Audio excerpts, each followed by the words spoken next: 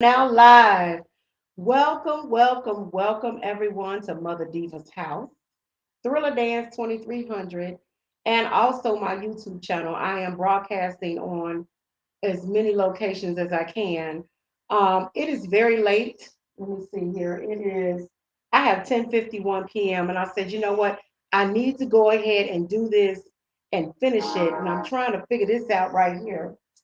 There we go. Okay. So tonight I'm going to talk about what a lot of people in the community have been speaking on, and that is the Michael Jackson biopic. It has been a very hot topic, and I actually have been planning to do this video a long time ago. It is amazing how 2 years can go by so fast. So the second part of this video I actually taped 2 years ago, and I did not realize that it had been 2 years since I taped that first part because I had just got so busy with life, events, production, my show, everything. And I look up and I said, oh, I need to go ahead and finish this because we're getting closer and closer to them shooting the biopic. Then they started shooting it. And I said, oh my God, I got to finish this up. So here's the deal. And I want people in the Michael Jackson community to make sure that they're paying attention to everything. So what's been happening thus far, um, the there have been little pictures and stills, photography, little hints and things dropped here and there from the shooting. And I want you guys to pay attention to that because under normal circumstances, you would normally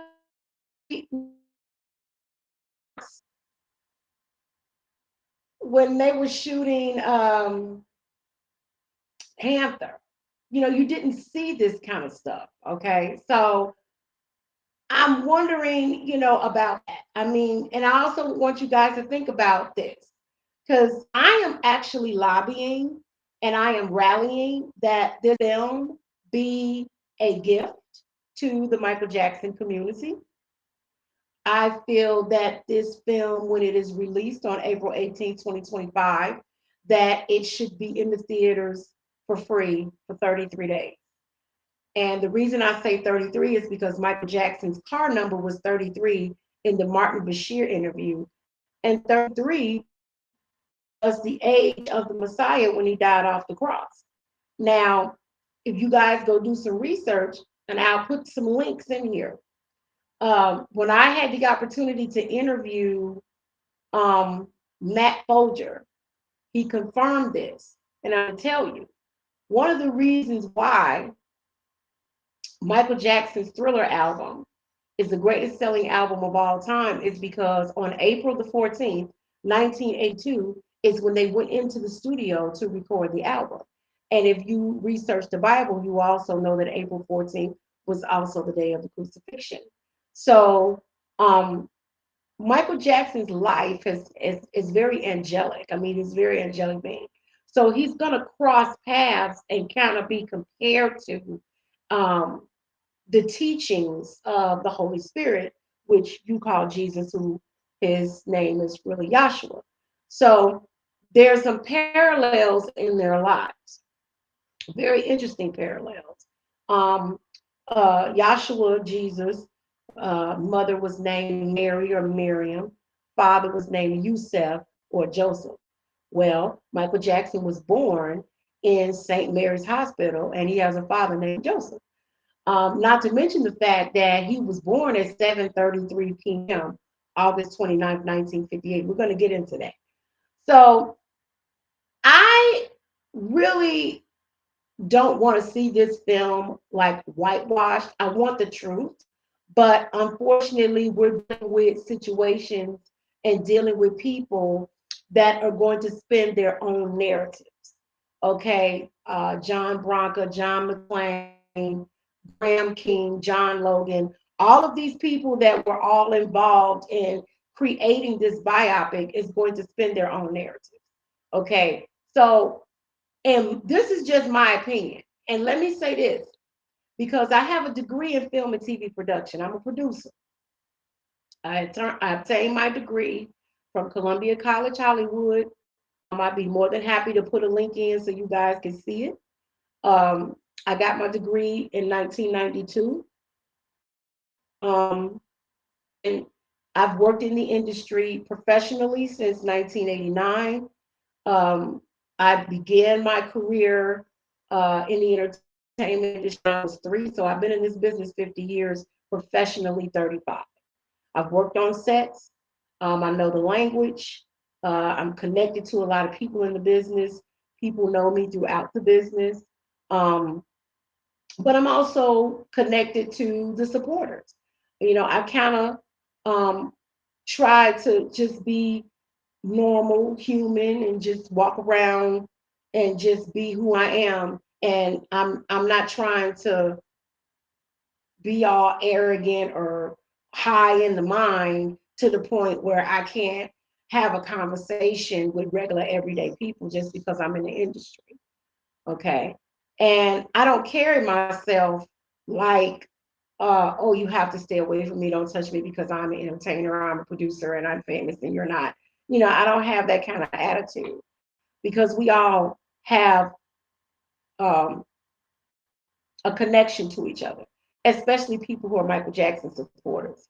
And I wanted to, begin with that and say this because uh, where I'm at with the whole situation, um, this is how I feel the film should go from beginning to end. This is my opinion because I want something real, honest, and authentic. And from the research I've done, the filmmakers have not come to Gary, Indiana, because I live right next door to Gary, Indiana. Okay, I live um, in Illinois.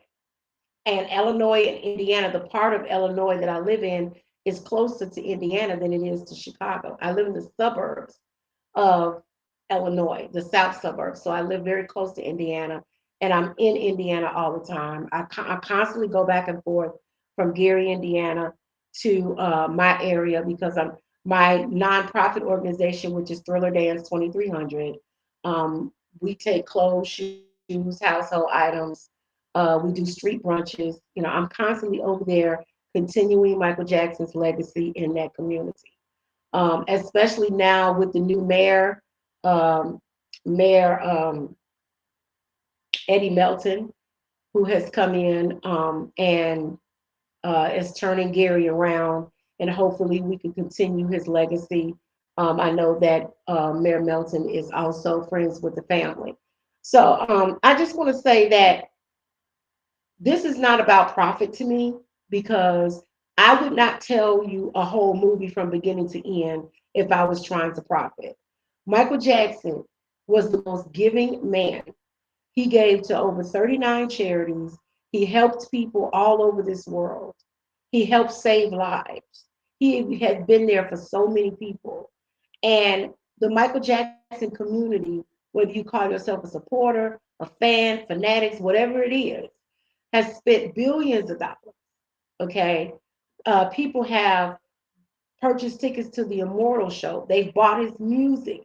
They've gone to see the MJ musical. They've gone to see Michael One on several occasions. The people have spent a lot of money and they're constantly spending money. They're constantly donating.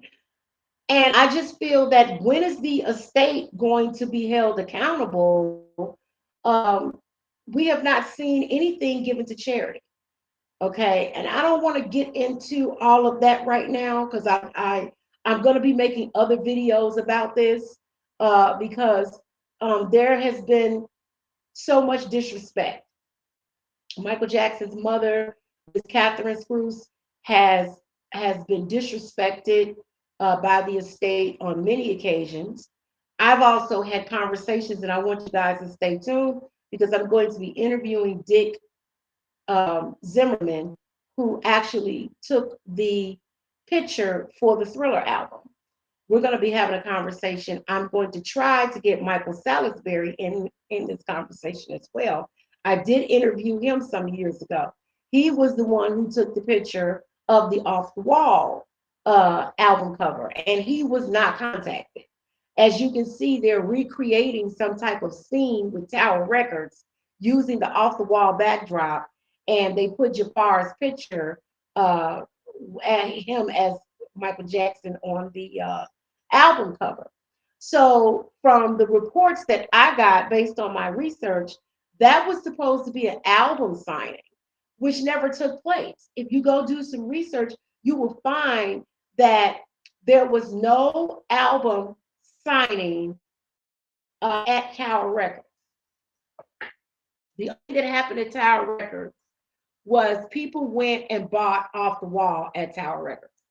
The only album signing that Michael Jackson did was Invincible.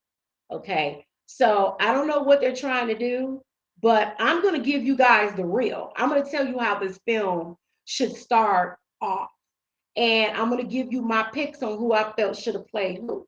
Okay. So, first of all, let me say this. I just want to show you guys something because this was my initial pick. Now, as you can see, I'm going to put this up to the camera. That is Steviana Jackson. This is Randy's daughter. Okay. She looks a lot, she looks just like Randy, but she looks like Janet.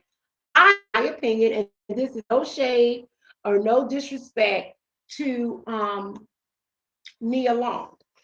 I felt like she should have been the one to play Katherine Jackson, a pregnant Katherine Jackson in 1958. Okay, because she's young enough to look like that. Okay, now Nia Long looks great. Okay, and she could probably pass for somebody in their 30s or whatever. You have to take into consideration. Let's go back. Let's do the multiplication, the subtraction, the addition, the adding, and all of that. Okay, so Miss Jackson, Miss Catherine Katie B. Spruce, was born on May 4th, 1930, which means she was 28 when she was about to give birth to Michael Jackson. Okay, so the question is, does Nia Long look 28?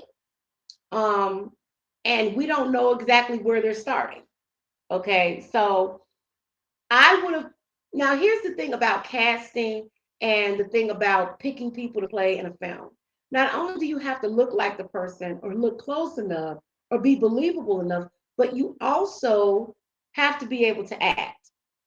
Don't know if Steviana can act. Um, Jafar was chosen and selected to play his uncle. He does have an overtone or like the spirit of his uncle. He, even though he looks like that, he does look a lot like Jermaine. He's believable enough to play Michael. He can dance. He can sing. He sounds a lot like Michael Jackson. Um, but at the end of the day, um, and just in my opinion, and it's no shade to Jafar because I love his music. I've, listened to some of the things that some of the music that he's put out over the years. But me personally, with the technology that we have nowadays, Michael Jackson really could have played himself. They could have AI'd him. They could have did artificial intelligence. There are several videos on YouTube where people have actually created an AI and it sounds like him. In fact, it is his voice. And they're just typing in the words or however they do that. And he's explaining things. And I think they could have pulled that off. So let's get into this. Okay. So this is what is so important. Now, first of all, let me tell you what's going on with me. You see, I'm wearing my mask. I'm wearing a mask of Michael Jackson wearing a mask. That's Michael wearing a mask. And I got my little house necklace on because I'm the Madam Ambassador of House and Electronic Dance Music.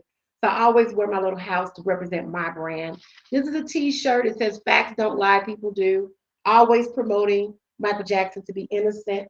He is innocent. He was found innocent. There was no evidence of any doing or anything that would say he was guilty of sex crimes or anything like that. Okay, so let me just get my notes because I'm gonna drop some gems with y'all. I got some really good stuff I want to share. And this is going to be a very long video. It may be close to 4 hours. I'm not sure. But anyway, so this is how I would have produced, wrote, and directed this film. Okay, so now for those of you who may or may not know, during that time, Joseph was married to Catherine. Catherine's best friend, her name was Bobby. Everybody called her Aunt Bobby. Okay. Aunt Bobby was married to Luther, Joseph's brother. Okay. Now, I'm going to show you guys some pictures.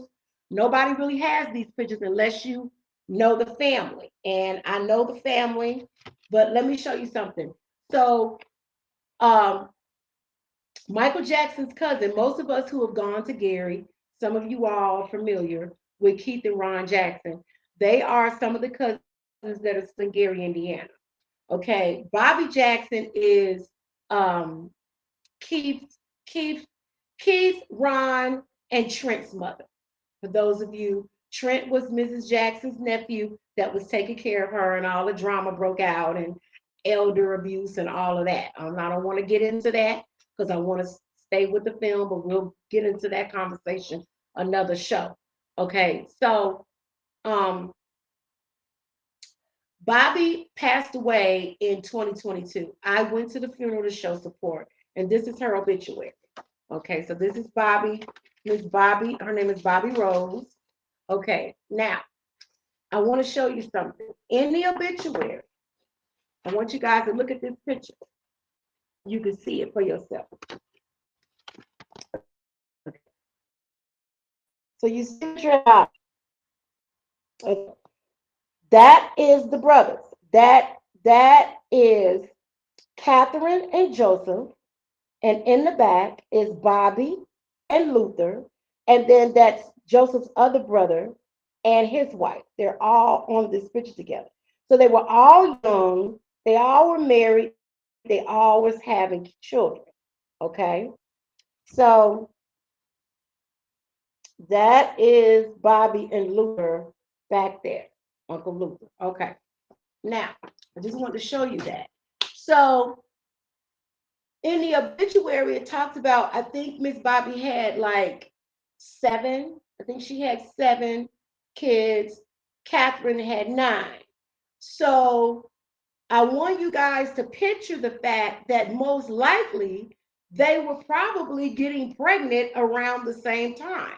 You had you had 2 brothers, okay, that were married to these women, and they were around each other all the time, so they just all became friends and family. They are sister-in-laws. Now, there is a video, and I'm going to put the video in the description. There's a video of Miss Catherine at 2300 Jackson Street, and Miss Bobby is in this video. And they're talking about the beginning of the Jackson 5. Okay. So, how I would start this film, I would start with Miss Jackson on the phone talking to Bobby. And she's like, girl, my water just broke. I'm about to go into labor. And I thought it would be real funny if Bobby said my water broke too, but she didn't have any kids. It was born on August 29th. That was so funny. But she could be pregnant. They both could have been pregnant at the same time. And so they could have been having a conversation about pregnancy. Yeah, Matt, and I just had so and so, or mine will be coming in the next couple of months.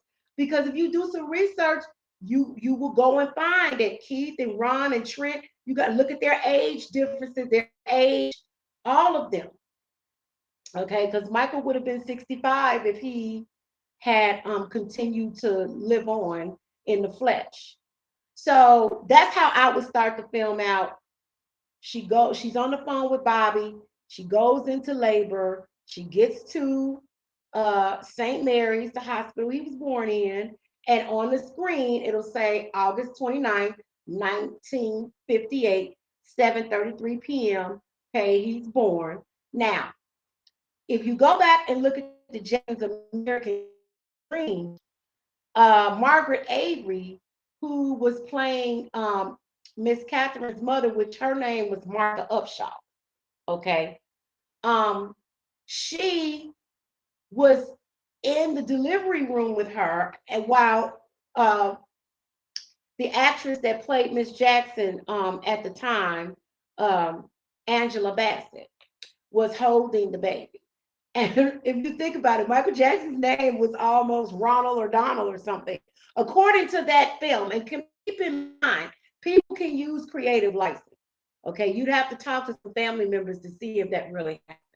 But if that did really happen, she could have been um, coming up with the name Ronald. Oh, how about Michael? Okay, so yeah, that's what how I would have done that. Now, the that I would have had to play the grandmother, which was Margaret Avery's role, or Martha Upshaw. Martha Upshaw was Mrs. Jackson's was Mrs. Jackson's mother. Okay, because her name was Martha Upshaw, and she was married to Prince Albert Scrooge. Now, what happened? Background on this: Prince Albert, it was Screws, Screws. He changed it to Screws, Scruse. So I probably would have gotten maybe Rebe could have played, her grandmother. That would have been cute. Um, but I definitely would have casted Stevieana. They decided to go with Nia Long, and Nia Long is a great actress. There's no doubt in my mind she won't be able to pull certain things off. I know that there are people in the community saying that they felt um, they should have casted um, um, the people they used for the American Dream, and maybe older, playing someone older. I definitely think Holly Robinson P could have probably played an older version of Diana Ross. Um, I definitely feel like Kelly Rowland could have played a young Diana Ross. Um, if they're going that route, I don't know what they're doing from that perspective. But let me move on. Okay, so that's how I would start it off. So then the next scene, um, I would show like what Miss Jackson even described. She said that Michael would take his bottle, and she said the washing machine would make this noise, the agitator going around the washing machine. So maybe she put something in the washing machine, and you see this baby with this bottle, and he's dancing to the sound of the washing machine. He would, kind of mimic that. Okay, so this is kind of the beginning of where um his love for music, and how it's just kind of channeling him with that.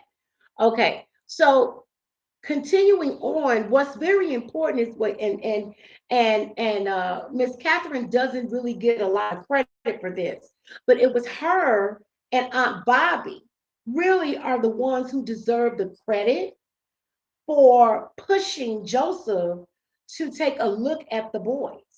Okay, so if you go back and do some research, there's a gentleman named Raynard Jones. Raynard Jones was best friends with Jackie Jackson.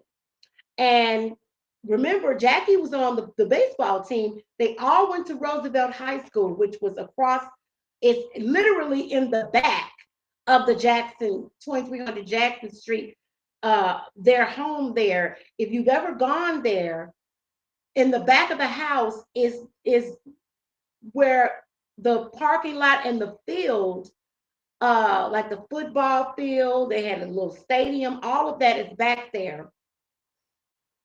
In the back of the house is Roosevelt High School. Okay, so very convenient location. And Raynard was a musician. Raynard played guitar. And Raynard was the one who was kind of honing the whole musician craft, working with the boys. He was involved in several bands. The first name of the band was called Jawan and the Torianos. Okay, because Tito's name, real name is Toriano. Jermaine's name is Jermaine Lawan Jackson. But for whatever reason, Reynard didn't say Lawan, he said Jawan. Okay. So Michael and Marlon were like bongo players. They were babies. They were really little. And they were playing the bongos. And it was Reynard in the band. It was Jackie. Milford Height um, Milford Height was the drummer. I know Ronnie Ransford was involved. You know, it was just different people here. The guy that they would say that was their cousin, Johnny Jackson, didn't come till later on. Milford Height was actually the first drummer. So it was Mrs. Jackson noticed their talent and she kept pushing Joseph to take a look at it. And Aunt Bobby was the one who suggested that they get into the Roosevelt High School talent show. Now, Miss Jackson had some concerns about that because they were so young and didn't think that they could go up against high school students. But they got in the Roosevelt High School talent show, and it was several hundred people there. It was a lot of people there. I would have to go back and look at my notes because I talked to Reynard. Milford told me it was packed. Okay, and that's there are pictures on the internet of them performing and winning that talent contest. So that's how that all started. Okay, let me see here. Okay, yeah, I already mentioned Milford. Okay, so now here is a cute little story. Um, now, so Miss Jackson often talked about how um, Marlon had got into it with Michael because, Michael would set up his little candy store. He always wanted to have a candy store. So Michael would set the little candy store up and he'd have all this candy and he'd be playing and he'd be giving it away and he would sell this, give this away. He would mix things up like that. It was so cute. And some incident happened with Marlon and me, and they got into it, and Michael went had a fit. And it was just there. You could go Google the story. There are a lot of stories about that. I think that would be really cute to show, you know, um, him, giving candy away. I mean, it starts to build his character of a person being really giving. This started very early on. Okay. Um, let's see. Let's move forward here. What else do I have? Okay. So now there is a story that his cousin told me. Michael Jackson went to Garnett Grammar School when he was a child. And at Garnett Grammar School, this is the school that Michael had been taking Mrs. Jackson's jewelry and giving it to the teachers. As a matter of fact, one of the teachers is still alive and still has the piece of jewelry. I think one of the pieces of jewelry that Michael gave her when he was a little boy. So she had to stop action. You could probably show some little scene, with him being this charming little boy with these jewelry and all this kind of stuff. It's really cute. Okay, so ironically, his cousin told me that she refused to let me videotape her saying this because I was like, this is so cute. So this is a story his cousin told me. There were now Michael was acting up and she was what you call I'm trying to think of the name that they call. She was a hall monitor, and the teacher left her in charge and had to go to the office. Michael had cut up in the classroom, so she had to make him stand in the corner because he would be a little mischievous at times. You may want to show that as well. So what happened was, she said one day there were two girls that went to the school named Lisa, Michael gave both of them a ring, and the girls got in a fight after school over him. And ironically, their name was Lisa. And I think that's so ironic that he actually grew up and married a woman named Lisa.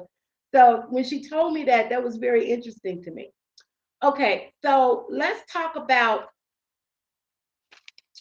um there was a jamboree, afternoon jamboree, and I'm gonna put this video in so you guys can see it. Okay. Uh, this jamboree event was produced by Evelyn LaHaye. Evelyn LaHaye is the lady who named them the Jackson Five. So let me go back for a moment. Okay, so the band was called Joanna Notorianos. Well, after Catherine and Bobby had been on Joseph about looking at these boys, he started looking at them. You know, of course, it was the incident with the guitar and Tito and all of that. I mean, everybody knows that story. Um, that knows anything about the history of the Jacksons. So after that, um, Joseph started taking a look at them, and he changed the name of the band, okay, from Jawan and the Torianos to the Jackson Brothers, okay. This was back in 1965. They were known as the Jackson Brothers. Okay, now they went to audition for Evelyn LaHaye, and I'm going to let Evelyn tell her story. I have some footage where I interviewed Evelyn over the phone. She is still alive. No one has contacted her. Now, keep in mind, okay, she should have been contacted about her story, okay, because this is very important. This is building character, it's development, it's building the whole relationship and history. Okay, all of this plays a part. She was the one who told Joseph. She said, "Look, it's five of them. It's brothers this and sisters that. Why don't you call them the Jackson Five?" I mean, they could say that in 2 seconds. I mean, it's the way you shoot this biopic, you know. So I'm gonna show the interview that I did with her. I want you guys to take a look at this.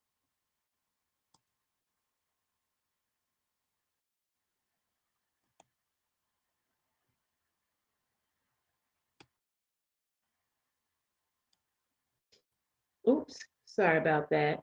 Let me get.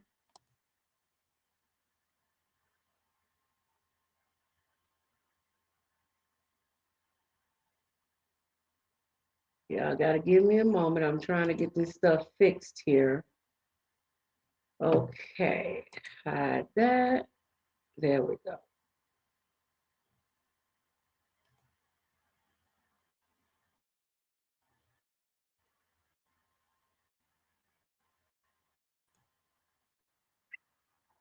And I've got pictures of Joe and I at that last moment.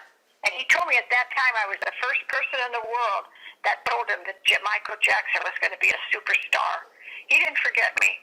And that was an honor for me that Joe Jackson had his right-hand man bring him to me at that party. And you were at that party. You know how many people were there?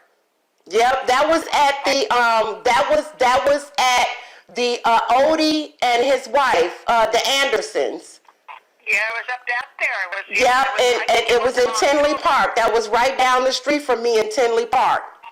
But I wanted to reach out to you because I wanted the world to know that you were Evelyn LaHaye and you were a model and that you had a modeling agency and you were putting on a showcase. And Joe brought the boys to audition. What year was that? Was that 66? No, it was 1965.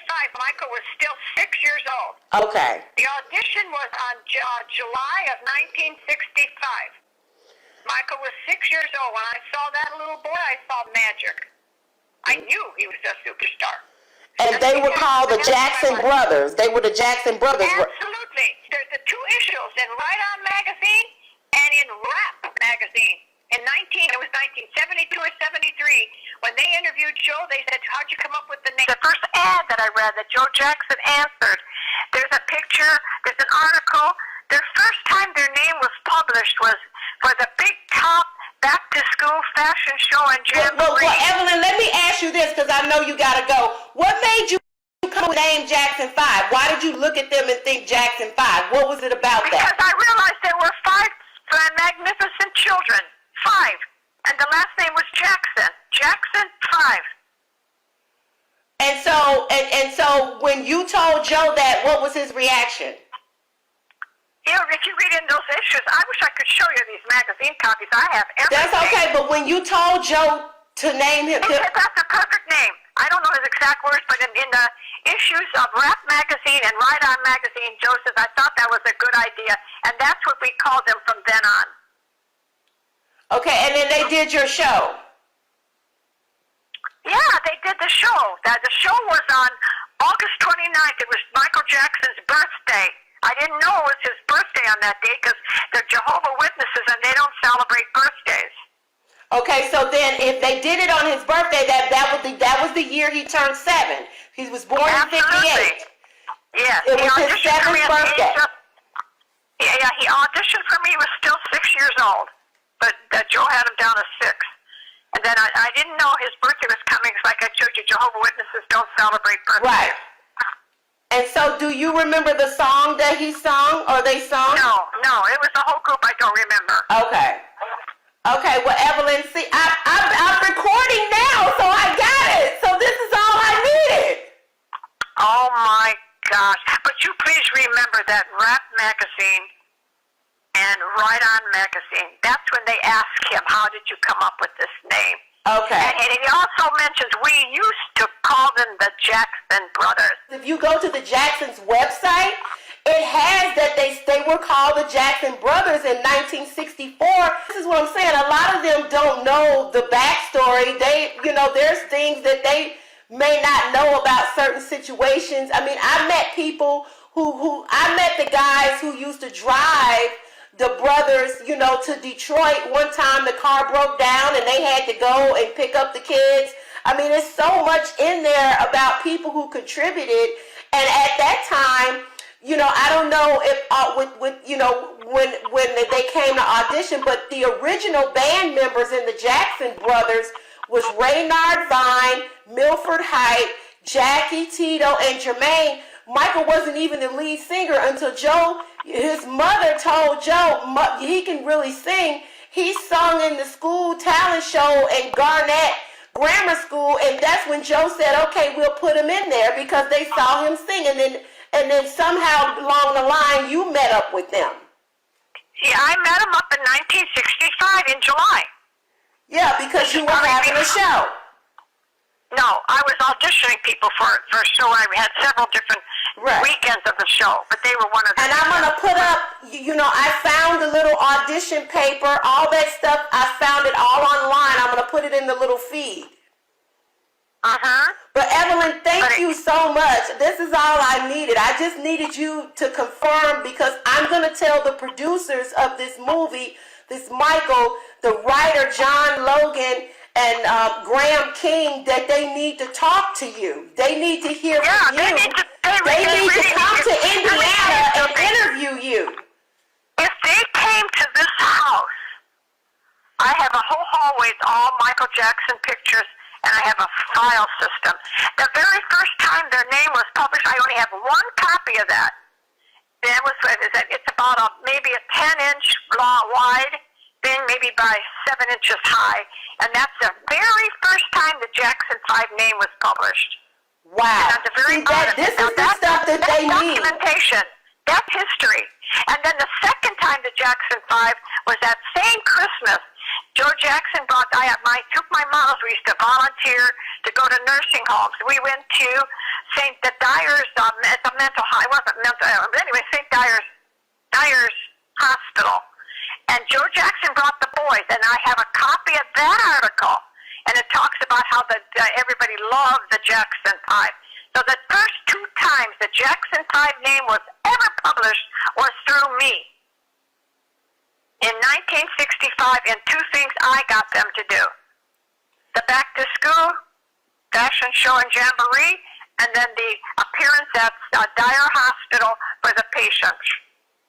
And that, I have the whole column. If you got the magazine Las Vegas Hollywood, there's a copy Well, of that. the unfortunate part is that you never got paid for naming them the Jackson 5. No, I never did, and I never complained. I never will complain.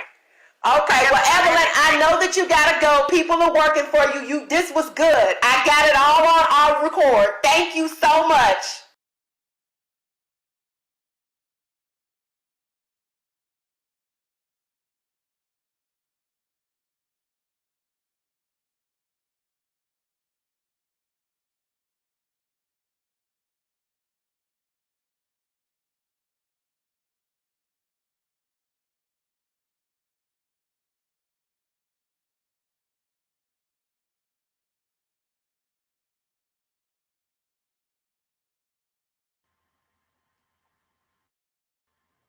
Okay.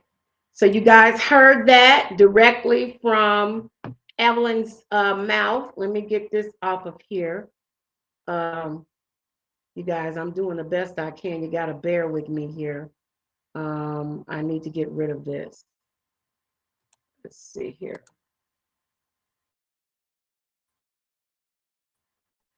Okay, so that's gone. Okay, great. Um, okay, so I have another video I'm going to be putting in here shortly, but I just wanted to make sure that you guys um, got the gist of that. Okay, so the Jacksons actually used to perform at different little clubs around Gary and Chicago.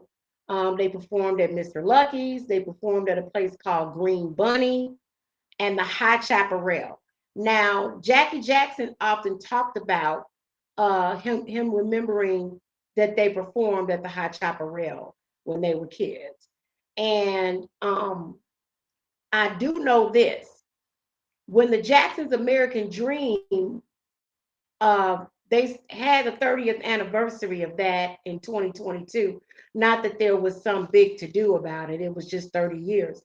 I remember speaking to Helen Wooten. Wooten was my godmother, and she was the manager at the High Chaparral. She was very young, okay, and she was the manager there. And she booked the Jackson 5 to perform there. This was in the 60s. In fact, you can Google the little High Chaparral flyer. You'll see this was one of the performances was in 69. And she was telling me this funny story. I thought this would be so great to show. But the Jacksons were at the High Chaparral, and someone thought Jackie was old enough to drink, and they gave him a drink. And Michael got a hold of that drink. And Helen told me, she said, "Girl, I was chasing this little boy around the table. Boy, come back and get that drink out of my hand." She said, "Ooh, he was a fast nigga." Now that's how Helen talked. I don't like to use that word, but that's what she said. She said she was chasing him around. I hear she said, but her uncle, Terry, was the one that ended up catching Mike and getting the drink out of his hand. And she said, even then, Michael was very protective. He would, be, protective of her. And I think he called her TT, and he was like, "Y'all be nice to TT or treat TT right," or something like that. And so I thought that was cute. And then you had these women, who was like practically molesting him. It was really sick, where they would pick him up and grab him and put him in his put him in their laps and squeeze his face on their breast like you like all those titties and all that kind of stuff. This is the stuff Helen told me. I said, "Helen, he was a child." She said, that's how they were. That's what they did back then. I said, "Well, that was wrong. They shouldn't have been doing that to a baby like that. He was too young for all of that." But he was exposed to all this stuff. I mean, there are stories about how um, people would, throw money on the stage, and some of the money would be on the floor, and Michael would go up under women's skirts and get the change on the floor, and it was some kind of little act apparently that Joseph had created. And that's another thing, y'all, I gotta say about this situation with the actor that's playing Joseph. Now, look, y'all know I love me some LGBTQ people, but I'm gonna be 100% honest with you. I feel that that young man is being used as a pawn, okay, in this psychologically manipulation of John Bronca showing power and trying to stick it to Joe Jackson and his family. Because you already know Joe Jackson is somewhere in the lake of fire, really burning fire, that they got a homosexual playing him. And this is what he would have said. I can't believe they casted a faggot to play me. Joe Jackson would say that. He would say that. I'm not saying that, but he would say that. Okay. And they're just using this young man to be in this psychological game with the family. That's what's happening with that. Okay. But at any rate, and I'm not saying the young man won't do a good job. He's a great actor. But I knew Joseph. I didn't know him that well. We crossed paths, and I had to put him in his place because he said some more off the wall shit to me, and I had to let him know you ain't gonna talk to me crazy, But that was a whole nother story. But anyway, now remember in the Jackson's American Dream when Michael was talking about they were at some club that they performed at, and then some strippers went on after them, and the ladies' tassels were going in different directions, and the little boy that played Michael in American Dream said, "How did she get the tassels to go in different directions like that?" So I asked Helen Wooten about that, and Helen told me, she said that was either Racetrack Rosie or Lucky Bombshell. Okay, see, these are gems that you're not going to hear nowhere else.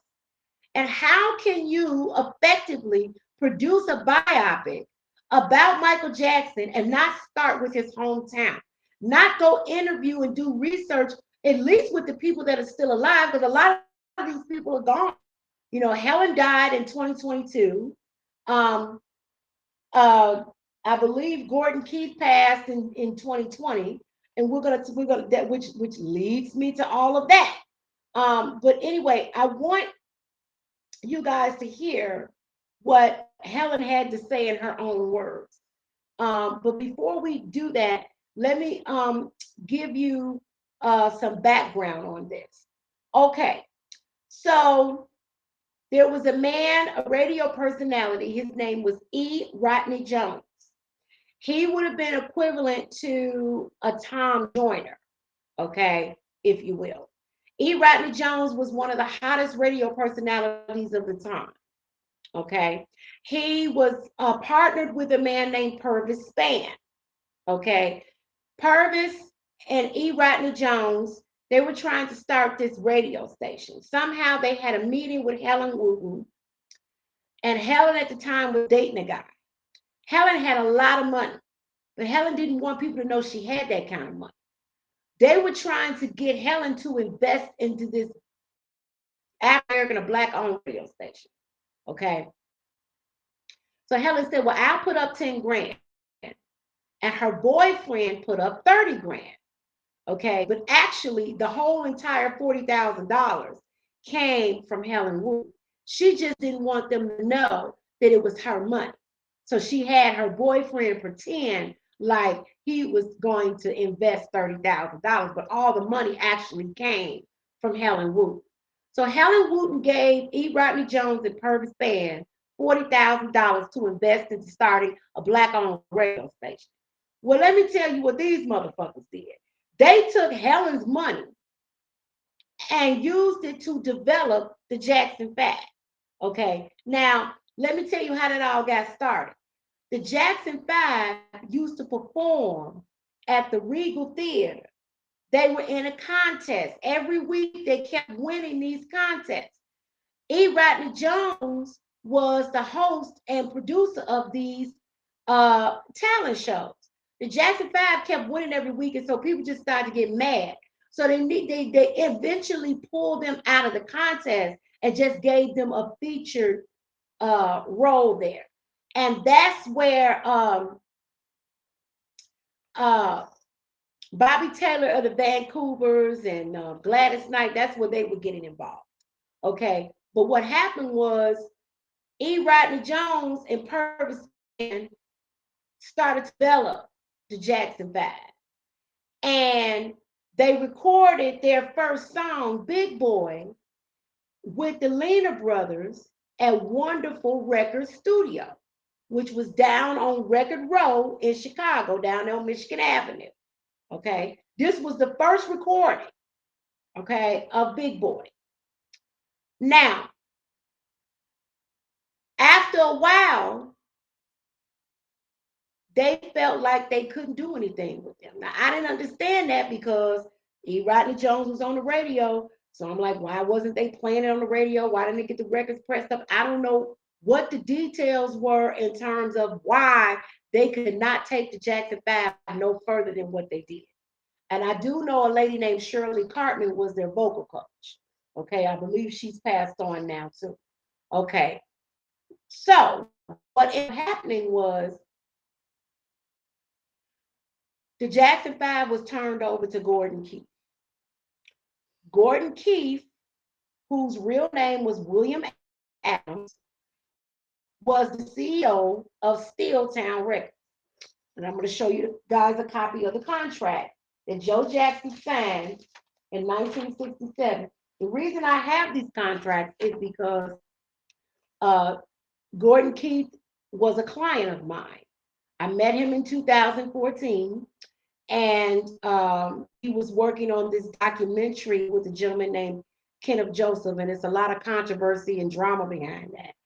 But Kenneth Joseph was doing a documentary called The Untold Story, Steeltown Records, The Untold Story of the Jackson 5, and it just turned into a lot of drama. But at any rate, I developed a relationship with Gordon. I interviewed him a few times. The interviews are up there. I'll put some links so you can see the interview because this video will be entirely too long. It's already long enough, and we ain't even almost through with stuff. But anyway, so after that, um, they turned him over to the Jacksons was turned over to Gordon Keefe. Joe Jackson signed this contract. Here's a copy of the contract so you guys can see it. Okay. And it's just got Lake County at the top. But anyway, here, I'm going to put this in the, so you see William Adams. You see it was dated November 21st, 1967. And there is, oh, I'm sorry to move my hand. There's Joe Jackson's signature. And you see it's at 2300 Jackson Street. And as the Notary Public signed it as well. And Wood Adams, which is Gordon Keefe's real name. Okay. So what he did was he took the boys to Sonny Sawyer's studio over off of 71st Street, and he hired some professional musicians, and they all came in and they re-recorded it. Now I know on the first recording there's a story about his name is Larry Blasingame. I think he was a bass player, guitar player. He's still alive. We did an interview. You could go look this up. If you go to Google the story of the Jackson 5 from the Reader by a gentleman named Jake Austin. Jake Austin is a colleague of mine and an old high school friend. We all went to Kenwood together. Jake has wrote a few stories for the Reader about the beginnings of Steeltown Records in the Jackson 5. Okay, it is very important that Steeltown Records is not left not left out of this biopic. Every time there's a story about the Jackson 5, the Jacksons, or anything about Michael Jackson, it's always about Berry Gordy and Motown, and they never talk about Steeltown Records. That's not fair. Okay. Now I'm going to show you there were 5 songs that the Jackson 5 recorded on Steeltown Records. Okay, this is a movie within itself. There's all this drama with Steeltown Records, the first at Wonderful Studios, then the second. So because there are 2 reels. There's a reel-to-reel of the first recording at Wonderful Studios, and then Gordon's son Ron Adams, DJ Rondell, Ron AD. Uh, he has the original reel to reel of the recording from the Sonny Sawyer studio. And that is what got them the deal with um, Atlantic Records. Now I'm going to show you something. Nobody has this stuff. Okay, you find this unless I gave it to him. Yes, I did send copies of both of these contracts to the estate. Okay, so I want to show you something. This is the contract that Gordon Keefe, Steeltown Records did, okay, with Atlantic Records, okay? Now I want you to see this. This is very important. This was for Big Boy and You've Changed on the B side, okay? This is page 2. It's a long contract. It's like 6 pages. I'm trying to get to some important parts. Okay, here it is. These are the title of the songs here. Big Boy and You Changed the Jack. I'm going to show you a signature. Atlantic Records at that time, CEO was somebody named Jerry Wexler. That Jerry Wexler's signature. Okay. And there's William Adams' signature. Now let me Google something real quick because I just want to make sure so you guys will know who he is. Okay, let me see. Okay. Jerry Wexler was the one who signed Aretha Franklin. So now Steeltown Records had a distribution deal for Big Boy and You Changed with Atlantic Records, which means the Jackson 5 could have been on Atlantic Records. And they could have been even bigger than what they were. Who knows? But Joseph had his heart set on Motown. What people don't know is Motown turned 8 times. Okay, this is what Gordon Keefe told me when we had this conversation. Now, Gordon was exaggerating. I do know that they were turned down a few times, okay, on the from Motown because Berry Gordy didn't want any children. Okay, he did not want children. He was having enough trouble with little Stevie Wonder, and he told Suzanne to pass. I find me some talented adults. I don't want to deal with these kids. Okay, so what ended up happening was with this deal, Big Boy started to buck. Literally, Gordon Keefe got them this deal within 6 weeks. Big Boy, I think, sold like 10,000 copies. He had relatives and friends on the street selling copies of it and everything. But what ended up happening, and we didn't find this out till like a million years later, his president, Ben Brown, was also pressing up records and kind of having those sold and pocketing the money. Okay, Gordon did anything about this. Ben Brown had went and got some of Catherine's cousins, and they were out there.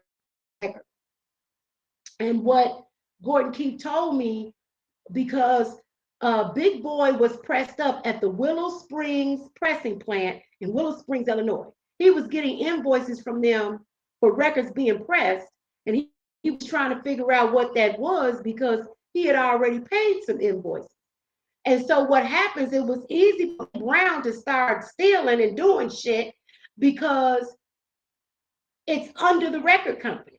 So if I'm the CEO and I have a president, my president is running around doing stuff I don't know he's doing because everything is under the label of the title of the label. So he was able to do stuff and get away with it. Okay, so now moving on, what now? Big Boy is blowing up. It's selling thousands of copies. Now Berry Gordy is interested. Okay. Let me tell you what else Gordon told me. Curtis Mayfield had a label and Turner Jackson's down. Now there is another story. And let me say this, and I think I might have touched bases on this on the next video. But there is another story about how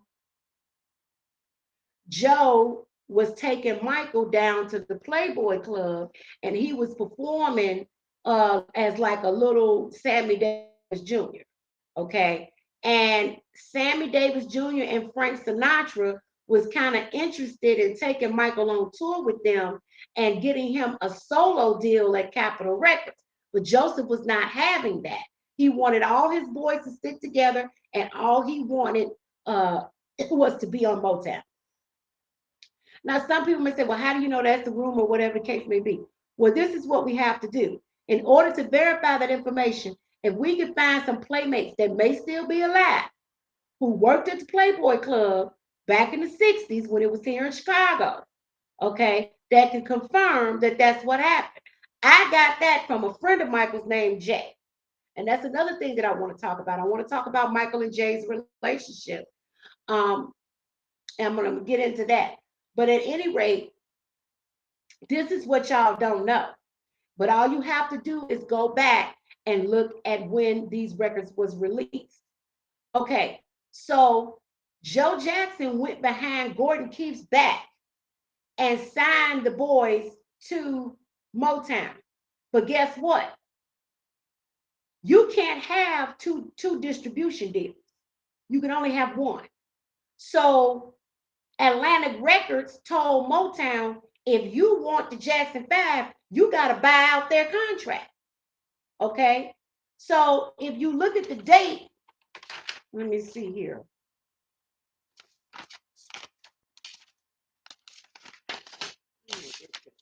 Okay, this is the date. I want y'all to see this now. It was March 5th, 1968, when William y'all can ask Gordon Keefe signed this deal with Jerry Wexler over at Atlantic Records. Joseph went and signed the deal with Motown. You can't have two deals. So Atlantic Records told Berry Gordy, you're going to have to buy the Jackson 5 contract. It took a year and a half to get all of that straight. Go look this up, y'all.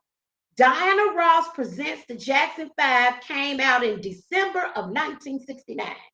Go look it up.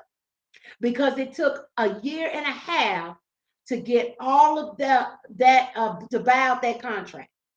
And let me tell you something else happened with Berry Gordy.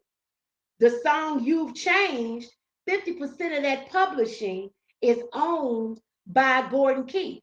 He took that song, and Gordon didn't get any money for it, didn't get any publishing. He said Berry Gordy cursed him out and told him, I'm not giving you shit. Okay.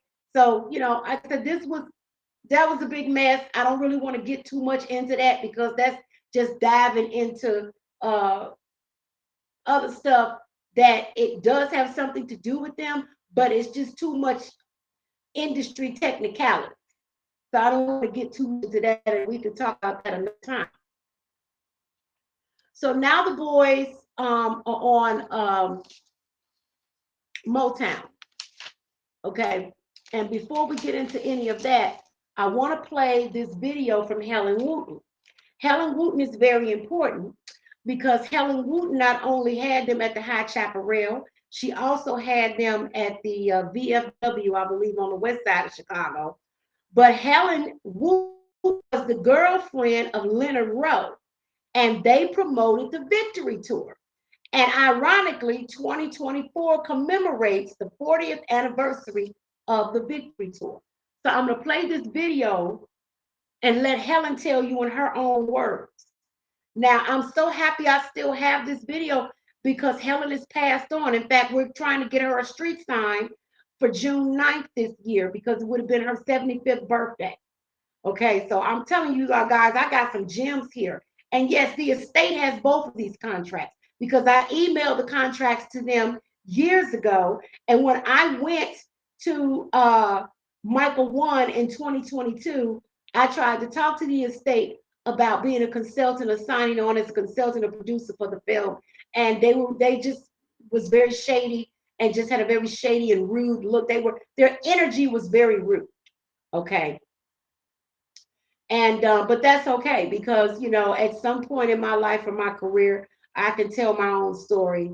That's going to give you the truth, the gems, the way it was, the rawness, all of that, because that's what this should be. But most likely it won't be, okay, because of the people that you have producing it, okay. And I'm just keeping it real. I come from a mixed race family, okay, and I try not to make race an issue, but sometimes you can't help the inevitable. Race is always an issue.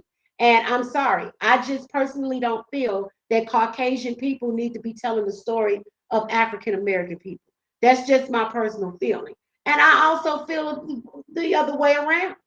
I don't think African American people should be telling the story of Elvis Presley. I mean, that's just, you need to stick with whoever, whatever culture. If the person is mixed race, then fine, you get everybody involved. Okay. But I want to go ahead and play this video with Helen because we need to move on here. Okay, so I'm gonna put this in.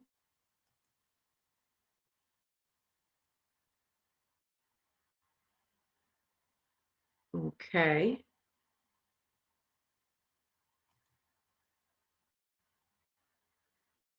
This I did with Helen for Michael Jackson's birthday in 2020 in the park in Chicago.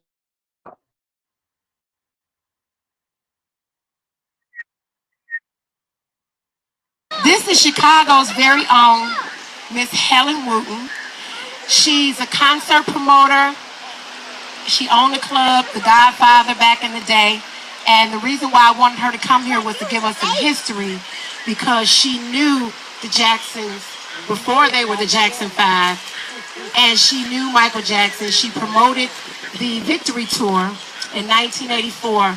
And she used to book the Jacksons when they were children at the Hot Chopper Rail. So y'all give it up for this historian, Miss Helen Wooten. So, Miss Helen! How did you get into and working at the nightclub back in the day? First off, when I used to work with Michael Jackson back in the day, I used to have them perform at Biopic Harrison Street on the west side. Pull it back a little bit. Okay. I said, oh, we both recording dance. Yeah, okay. Go ahead. okay. I said I started working with Michael, at the Regal days back in the back in 1960. Hold this real quick, Shay. When I was in high school. Okay. And I used to promote shows with them at the Barbara's Peppermint Lounge. I even brought them to my lounge nightclub when they were like. Look this way, Helen. Look at the Okay. camera this way. Okay. All right, going to look at the camera. Yeah. But if I look that way, this thing will feedback. Okay. Now I'm gonna step back. Go ahead. Okay.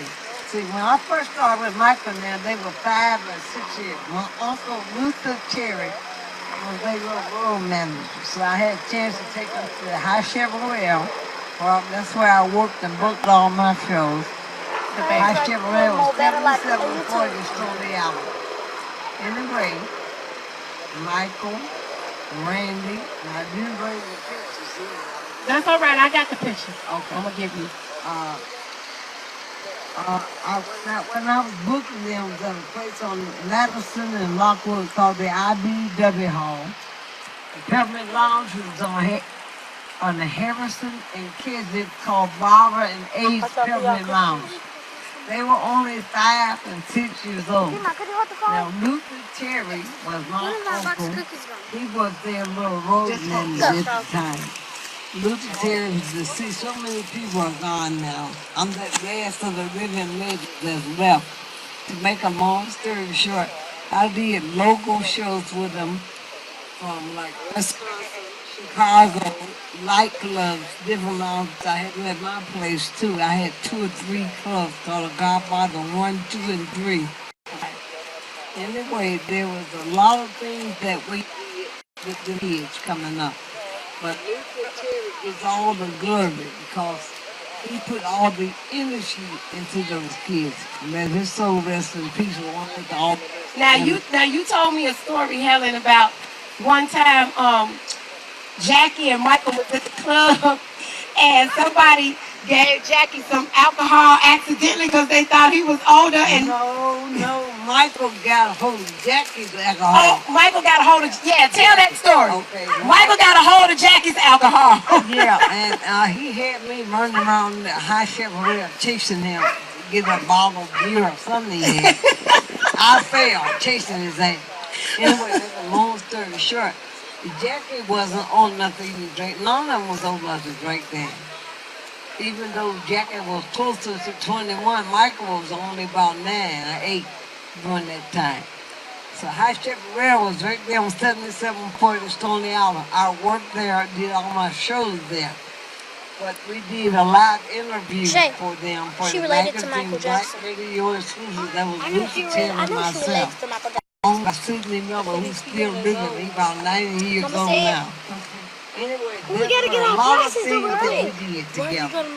I had We the won girls tour something. and We won running something. myself with them. Yeah, tell us about the victory tour. The victory tour. Y'all had to put a phony itinerary because fans was chasing y'all. Yeah, it was horrible. That was the worst experience of my life. We had them booked from different states, different cities. And I had them here in Chicago, Chicago Stadium. That was on Madison, which is not a whatever United Center now.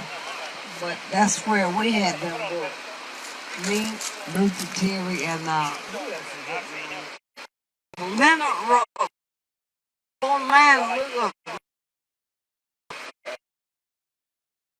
But he had all the money, the kind of money he had. So he booked them. And I went on the tour with him in about 4 cities because I got tired of them had to come off the stage. And we won a Wait, record little too. boy come. He had a mob stage in the dressing room. So it's so many things that deal with doing a tour. But Thank either way you. it Oh, this goes, is our prize. they made their money the hard way, and I laid down money. Y'all all said Eddie Murphy. And it was excitement for the kids. Okay. But that old lady, So I wanted to make Okay. sure that you guys, it went off into tours some and other stuff. stuff, It was a but lot you of pretty work much and got a the lot gist of of it. Let me get this out of here. Okay. Okay. So I just want to show you guys some things. So that was Helen from her own words explaining some things that had happened. And I just want to show you um, some rare,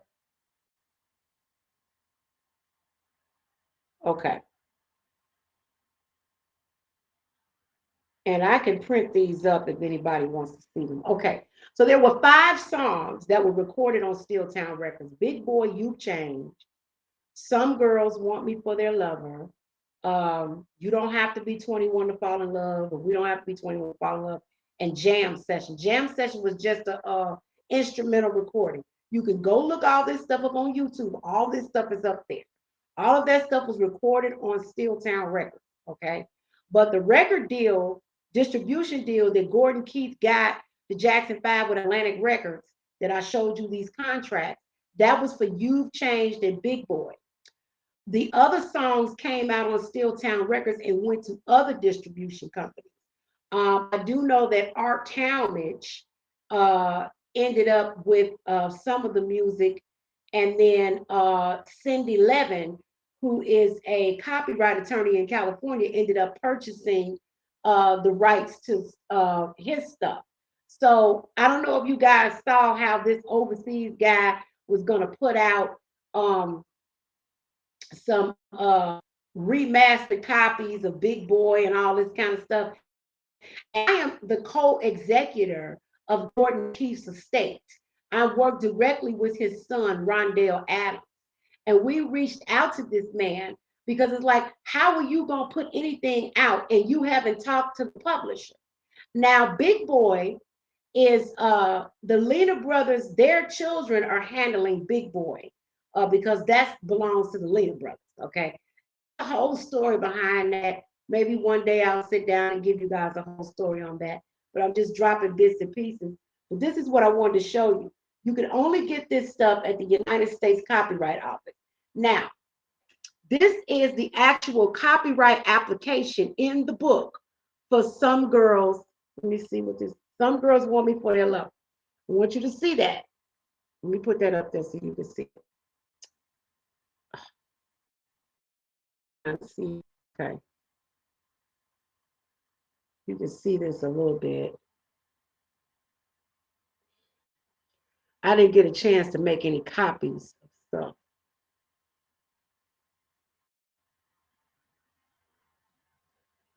Now, let me see if I can get the second page on here so you can see that. This is the signature page. Yeah. I know it's kind of, okay, there we go. You can see that a little bit.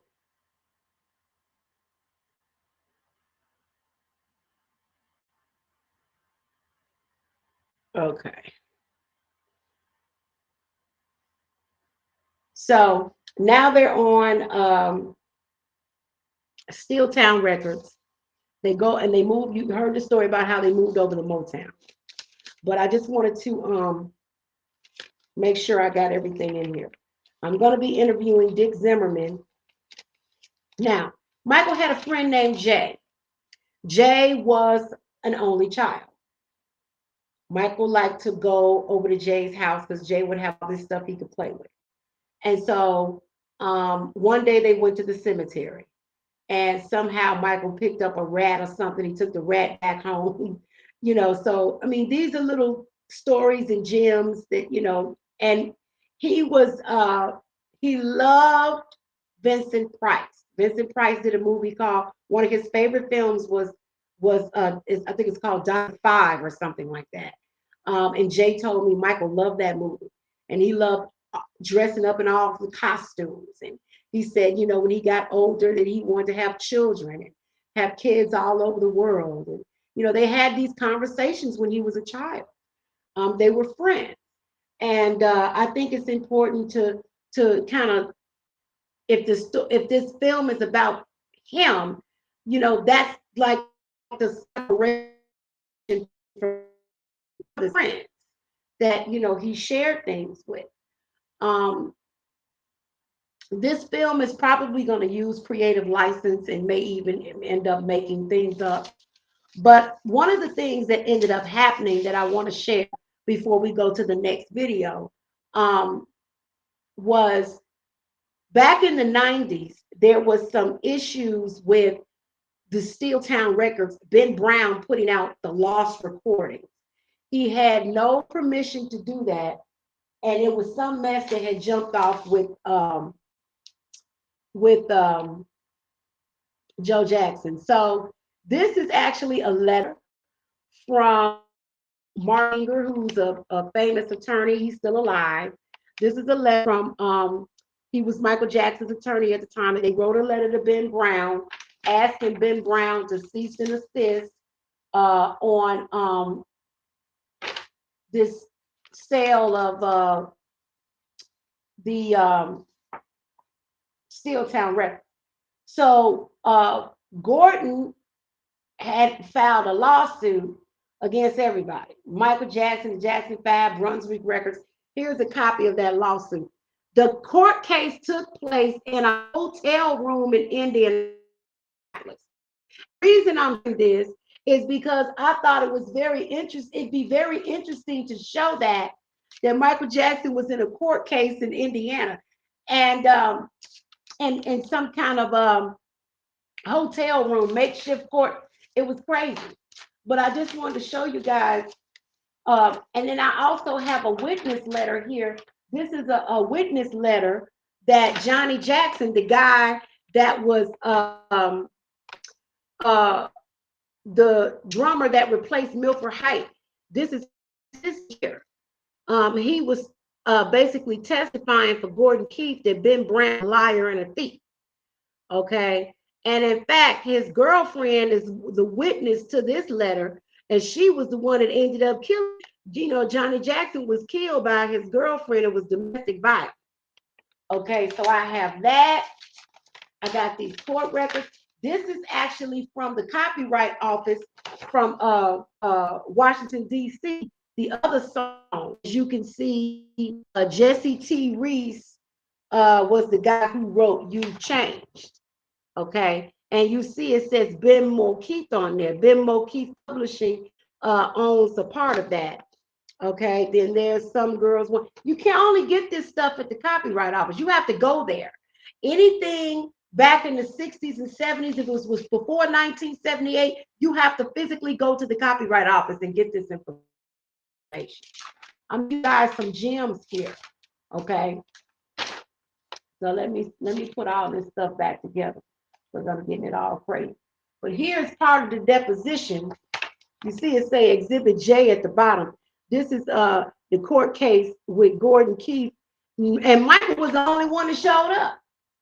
And Michael was ready to settle everything, but Gordon didn't want any money. He said he just wanted to reconcile with the family and just wanted to have peace. But it was like a very strange situation, But these are some gems, that I felt that I needed to share with you guys. Just my humble opinion. I'm gonna be to D. Zimmerman next weekend. Hopefully, you guys can catch that. Now, this next piece that I'm getting ready to show you guys, because I basically went over a lot of stuff on how I would do. It's going to take you from 1972 all the way to the end. Things that I felt it should cover. Okay, this is just my opinion on how I feel this movie should go from beginning to end. And the producers, the writers, the estate have not had any conversations with the people who made the Jackson 5 work, their humble beginnings. I mean, there was a lot of stuff that went on that they're gonna, skip over. That to me is very important. And the most important thing is Miss Bobby and Miss Jackson's relationship and them pushing the boys. See, it was the women. It's always the women. It was the women behind the men. They should be the ones getting the credit for that because Joe wouldn't have even paid attention to those boys if it hadn't been for Catherine. Okay. So, of course, they're most likely they may even show Joe Jackson, being very abusive, aggressive, and whooping on him and beating on him and carrying on and all that kind of stuff because that's what happened. Okay. But I want to get into the next part of this. Let me make sure I have gone through everything. Oh, there's something else I want to show you guys. And I'm gonna put the video in the link. In this. So I know that in my opinion, they said that they're going to talk about the allegations, but I think they should go over some of these other show bits and pieces of these other lawsuits that happened, like the one with Gordon Keith in Indianapolis at some hotel. There was a lawsuit about Dangerous. And I think that they may want to show some of that. That would be very interesting. There's a whole deposition and a whole the court case video of the deposition or what have you online. But what I want to show you is that I went to the Library of Congress and I put the video in there, and I actually got the copyright application for of the Dangerous album. And I made a collage to give it away in a raffle that I was having because in 2016 I produced the Royal Court Picnic, and so we turned them into a collage. So I just want you guys to see this before I move on to the other video. So this is the copyright application Dangerous. I'm going to hide myself so you can see that.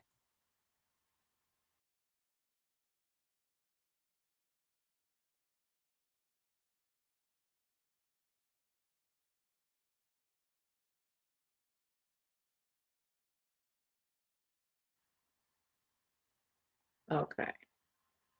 So now I can take this out.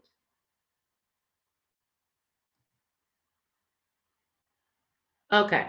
So now this next video I'm going to get into Um, and this is the video that I made a couple of years ago, and it starts at 1972 when they're at Motown. Okay, so I'm going to show you guys this. I got to put this little thing in first.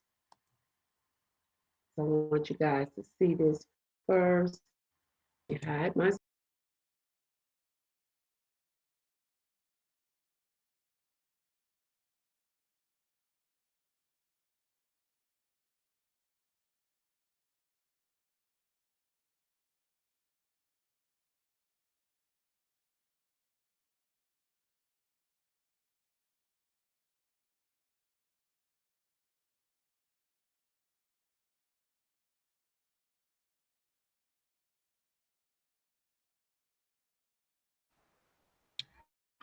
Okay, moving forward. Now we are at January of 1972. Michael Jackson is 13 years old. I'm still always representing house music, wearing my little stone house. Y'all can see that. Okay, now I just want to make sure that I have all of my notes because I'm trying to be extremely thorough and I want to get through this because this is a lot of information. Okay. So the biopic is focused on Michael Jackson's life. Okay. So a lot of people don't know this, but Michael Jackson put out 5 solo albums on Motown. Technically, it was 4 because the last one was a best of Michael Jackson. So, this is what's so interesting about these albums because a lot of people thought that these were with the Jackson 5. Now, if you go and do, matter of fact, you don't have to do any research on this one, but because I'm putting the link in the feed so you guys can see it, there's a deposition from Mexico in 1993 where Michael Jackson talked about his solo projects with Motown. Now, he was still in the Jackson 5, but Motown decided to put out some solo albums. So I'm going to go through these. The first solo album they put out was in January. Here, honey, let me put, so y'all know, honey, Mother Diva doing the doggone thing. Okay. So January of 1972, we're actually celebrating the 50th anniversary of 2 albums. The first one was Got to Be There. Okay. A lot of people thought that was Jackson 5 and Michael was singing lead, but it wasn't. It was his solo album. It was released January 24th, 1972. The song was actually recorded in 1971 towards the in the fourth quarter. We go by quarters in the entertainment industry. That album sold 1.5 million records. Michael was 13. Okay, now let's move to August. Okay, August of 1972, Ben was actually a solo album. Let's see, Ben came out in August of 72, like right before Michael was about to turn 14. Now, the interesting thing about that album was in the UK, it was certified silver. 60,000 units was shipped to the UK and it's set in 50 positions in that country for 7 consecutive weeks. It sold 5 million copies. Okay. So Ben was not just a single, Ben was also an album. Um, and in August, it will be 50 years of Ben. You know, that song Ben was nominated for an Oscar. Okay. But that I find that to be very interesting. That one sold 5 million copies. Okay. Now, Michael is he's turned 14. Music in Me. That's the album that he had wore the guitar. He had the guitar on that album. That one sold 2 million copies. Music in Me also had a track on it called With the Child's Heart, came out in April of 73. Michael was 14 years old. Now, he did not record anything between 73 and 75. It was putting albums out. In 1975, he was 16. He put out Forever Michael. That one has Cinderella Stay a While and the song Dear Michael. That one sold 1 million copies. Okay. Now keep in mind, he's 16 now. He's growing up. He's getting to that awkward stage. The pimples and the acne and all this is start. He's not that he's going through a transition. Okay. Then the best of Michael Jackson was released a day actually before Michael's 17th birthday. Um, and it sold 2.4 million records. Okay. So, what I would suggest, because I'm a producer, is since this is a biopic about him, just do some montages, of all of these albums and just have different songs from each album underneath.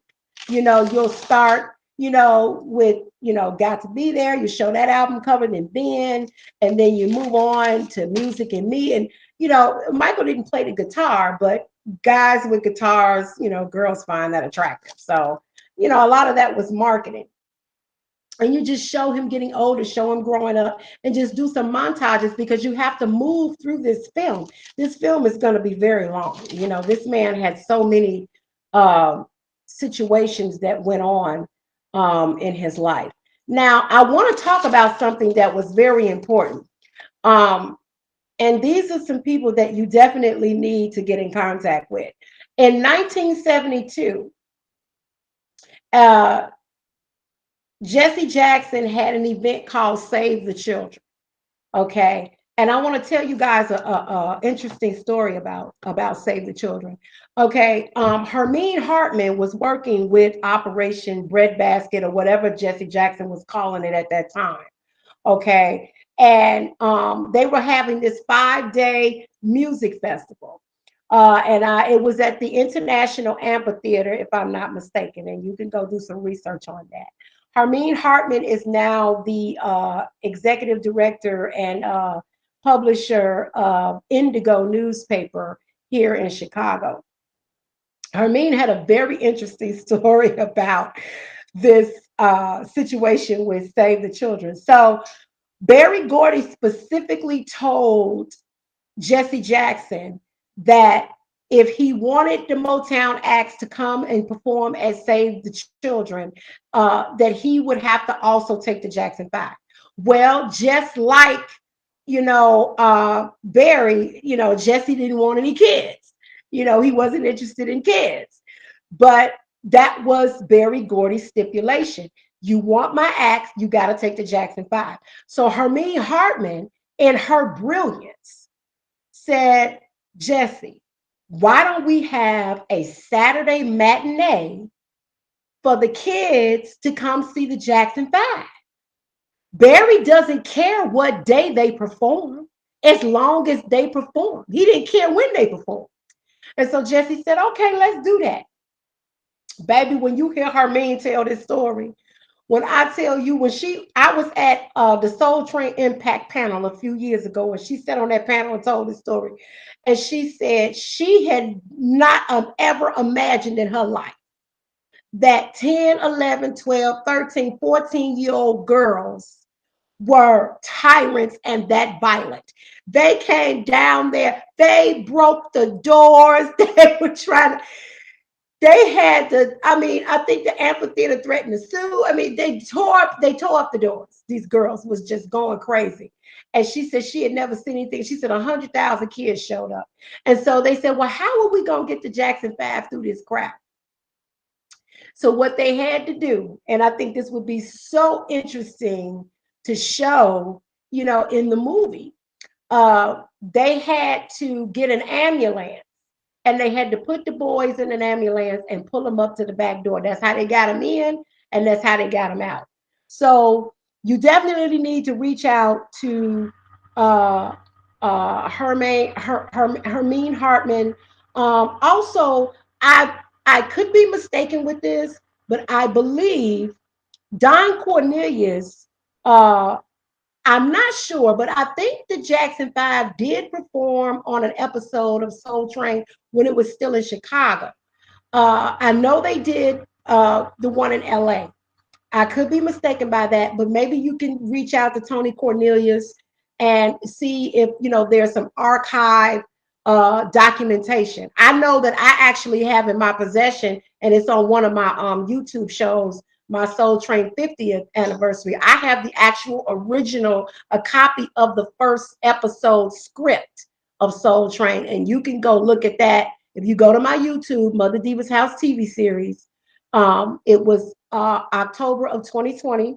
I did an interview with Drew Leach, who was the director of Soul Train, the first season, which was August of 1970.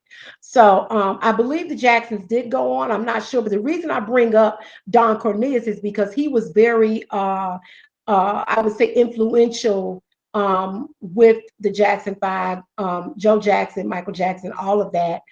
They had been on Soul Train. Also, another young lady, Janice De Silva. The reason I'm bringing up Janice is because Janice actually was one of the volunteers that worked at Operation Breadbasket or Operation Push. I don't know what he was calling it at that time. And she actually called Michael, to discuss, them coming. Janice met Michael.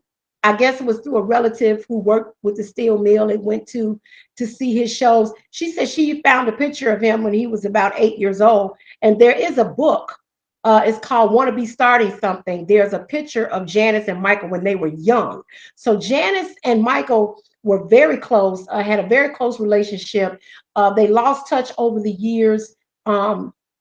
But they always reconnected. And you can even talk to Michael Gordon, who is Miss Katie's cousin. He's a Scrooge because Catherine, Miss Catherine was Catherine Scrooge before she married Joe Jackson.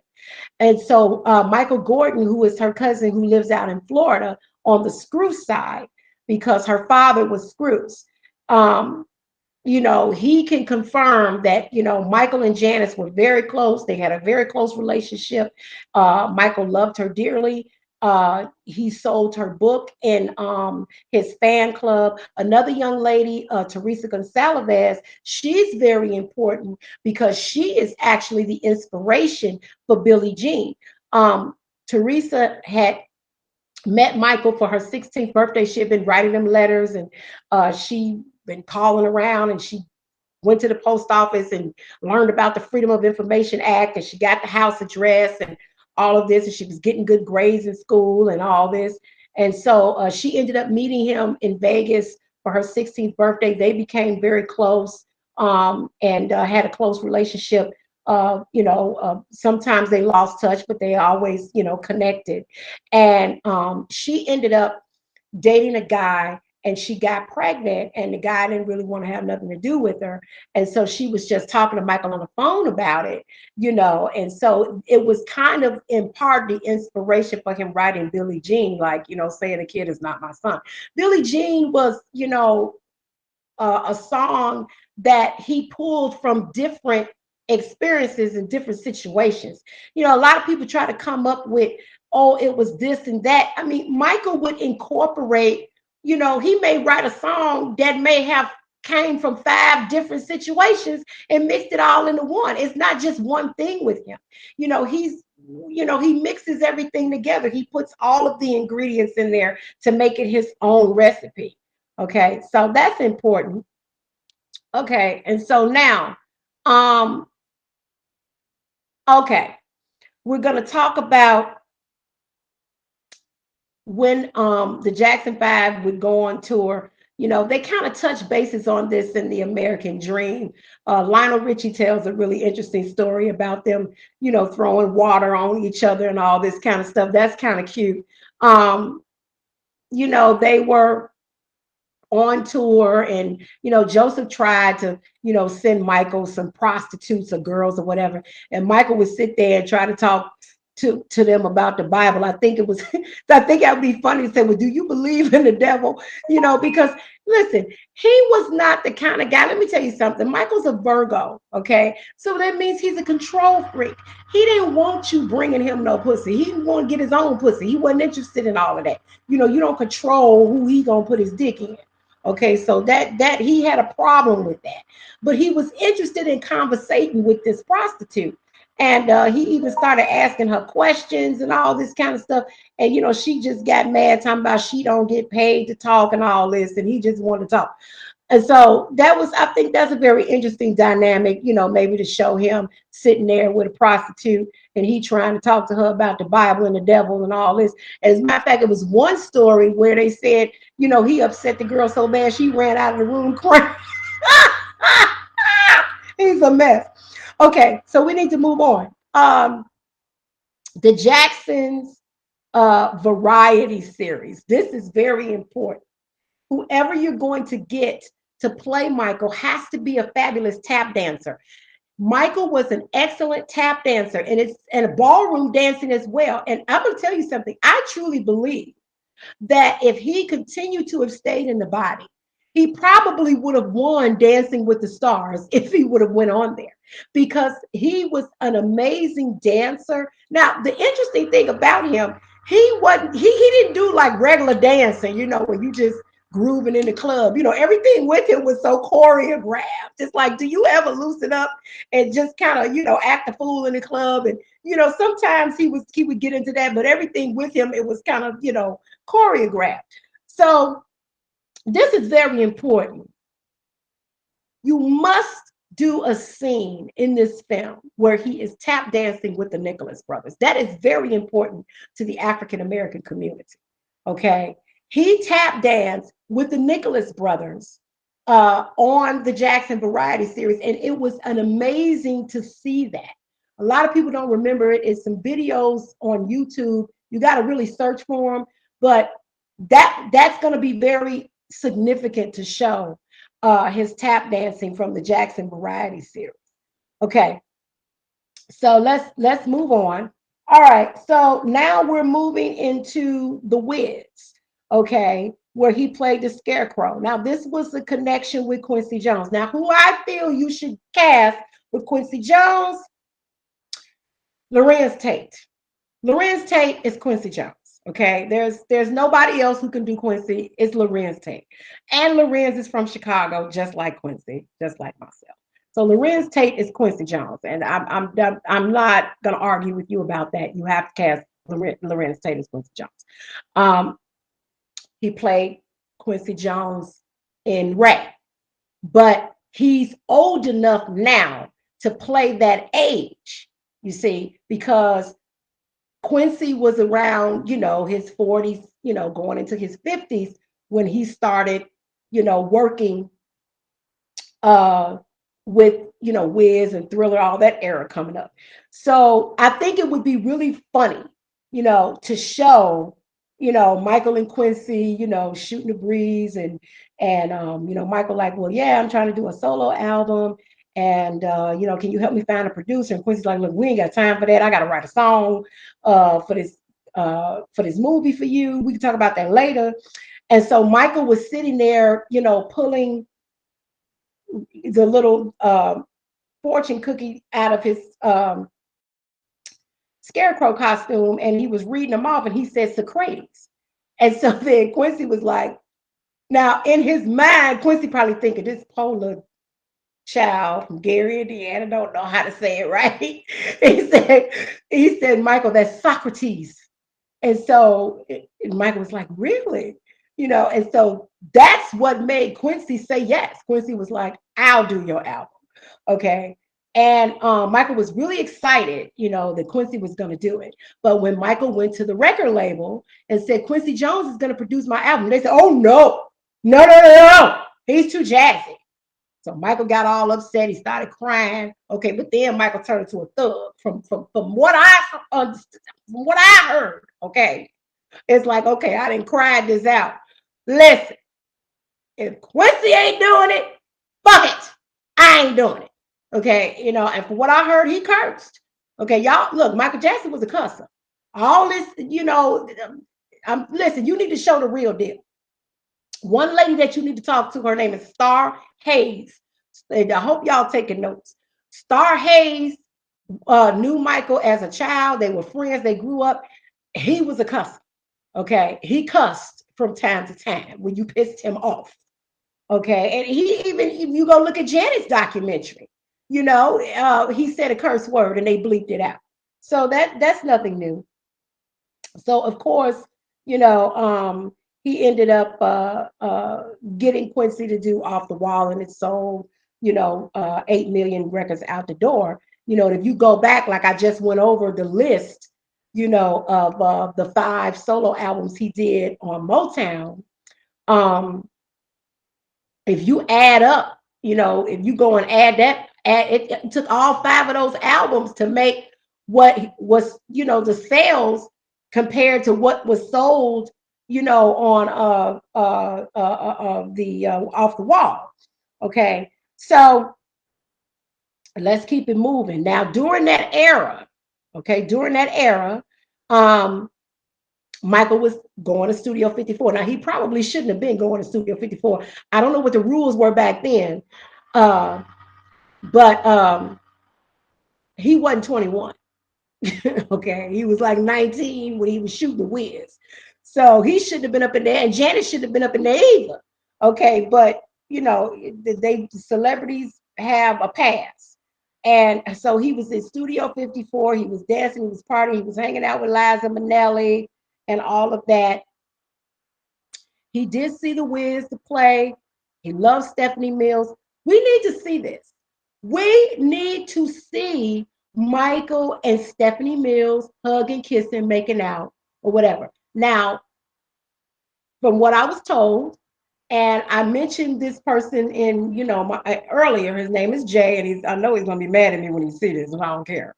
Okay, but the truth needs to come out. Jay told me that, Michael and Stephanie did not have sex. That it was close, but they didn't get there. Okay. But we need, I think it would be great to see the relationship. Okay, the moment. Okay. Um, Now, during this time of the Wiz, we believe, that this was Michael had. I know that David Guest and some of his brothers said he was around 19 when he broke his virginity. So we believe it was with the young lady um, during this time of the Wiz that he may have broken his virginity. Sometimes I look at the Wiz and I'm like, I'm trying to see if, if this was before he had sex or afterwards. I'm trying to look at his dance, because I'm like, you can tell, okay, when a motherfucker that got some pussy, you know what I'm saying? And you can tell, and I was trying to catch it, But anyway, so that's very important. This film has to show reality. It has to show the truth about who he was. Okay. Now let's move on. Let's see here. Okay, so now where are we at here? Okay, all right, the Destiny album. Okay, so let's talk about the Destiny album. I think it would be great to show this particular scene. One of the producers from the Destiny's album, he talked about a situation that happened with Shake Your Body. And what happened was he said that Michael came in with this bass line and it was just doom. It was like doom doom da doom doom doom doom doom da doom doom doom doom doom. It was just really mundane. It was over and over again. So the producer said he's just started laying stuff on top of it: strings, horns, drums, everything. He just started laying all this stuff. And he said, Michael was in the studio and he was just dancing and moving and singing and all excited and just moving around. And he was just really moving. And so the producer said, Michael, how did you learn to dance so fast like that? And Michael said, running from my father. That is a beat. That's a moment. Okay. That is a moment. You got to have that element in here. Look, this man went through pain, went through strife. You don't understand. I talked about this earlier. It was very difficult for Michael to watch himself as a child, okay, perform in these shows, because you know what he was thinking when he saw that? Go back and look at the Martin Bashir interview when they were showing him when he was a kid. In his mind, it's like, yeah, oh, Michael, do you remember this show? Yeah, I remember this show. In his mind, he's like, yeah. I remember my father beat the shit out of me before I walked out on stage. You got to show all of that. That's real. That man danced and sung with pain. That's what made him so great. Because he suffered. And that's what made him so great. Okay, so now we got to move on, honey, because I got a whole lot of stuff to cover. Okay, so let's see here. What else do I have here? Okay. We went over Michael being upset with Epic. Okay, they got through that. Okay. I did all off the wall. Oh, the album covers. The album covers are so important. Okay. And I should have lined up this video to put in there. But what I'm going to do is I'm going to put the link to the video in this feed. And maybe I'll throw it in there anyway. Maybe I'll edit this or whatever. So, but anyway, Michael Salisbury, okay, was the guy who created the Off the Wall album cover. Okay, so you might want to show some little footage from that, show, how that all came about. He tells his story. He said that, they had Michael looking like a Sears catalog until he came along and tried to make it better. They did a few pictures and it didn't work out. He had to come back. He was driving up to Griffith Observatory, banging up his car. He wasn't a very good driver. So you might want to show that him, just banging up the car and he's not driving that well. Okay. So that's an important part. Also, okay, so let's get down to the nitty gritty here because I got to show some stuff. Okay, as I talked about it earlier about him having hugging and kissing and spending time with Stephanie Mills. Okay, he also dated Tatum O'Neal, and he met Tatum. They were teenagers when they met. There is speculation on whether or not they had sex. We don't know. He could have. Who knows? Okay, but the important thing is that we need to see him with women. Okay, now around that time, and I think it's important that you talk to her about this. Okay, and you can go look this up. There are several videos of her saying it. Michael went skinny dipping with Jane Fonda. And Jane Fonda specifically said that it was his idea. Okay. So, if I do some editing with this video, I'll roll the clip, we'll see, but I think that would be interesting to show them out there splashing around in the nude on Golden Pond. Okay, I gotta miss Jane Fonda. I gotta get you on my show. Okay, because you went skinny dipping with Michael Jackson on this big old soul pole floating around on Golden Pond, baby. You should have been riding that big old thing. Okay. All right. So also too, because Michael and Lola Falana met back in the 70s. And my friend Jay told me that they dated, they kept it a secret. In fact, Jay said that they had fucked in the back of a limousine. Now, Lola, I know you don't know me. Please don't be mad at me. If it's true, if we want to see it in the movie, if it's not true, I don't know what to say about that. That's what I was told, but I think it's time for you to just spill the beans and just let us know, that you and Michael had a relationship. I mean, it's important. He was very fond of Lola Falana. He had went through a lot of painful situations because Michael was very much in love with Diana Ross. And Diana Ross would not, she did not want to go there with him. And I think it's important that you show that. I mean, there was reports, that I got, and Michael was literally stalking Diana Ross. He like up in a tree, with binoculars. He was just like madly in love with her. And I think it would be great to show, that dynamic, like he's all grown up and he's like, I love you. I want to marry you. You're my everything. And she's like, Michael, no, we can't do that. I love you too, honey.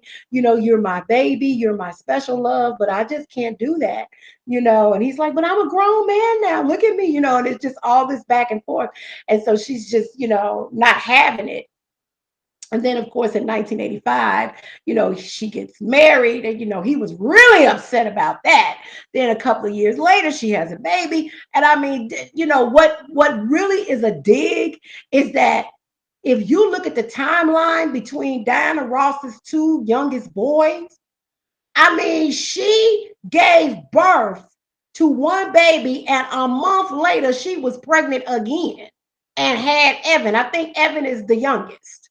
Okay. And it's like she had two babies like within 18, 19 months, like wow, he was real hurt behind that.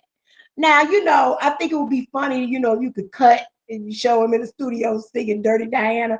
And he said that Dirty Diana had nothing to do with Diana Ross, but it's creative license. Your producers, your directors, your writers, you do what you do. It's creative license. But you can go talk to Lola Falana and see if she'll admit to it. Who knows? Honey, I got some gems. Listen, I've been talking to a lot of different people. Okay. Now, I want to share something interesting with you guys. I'm going to play this video. This is a video of a colleague of mine, actually, who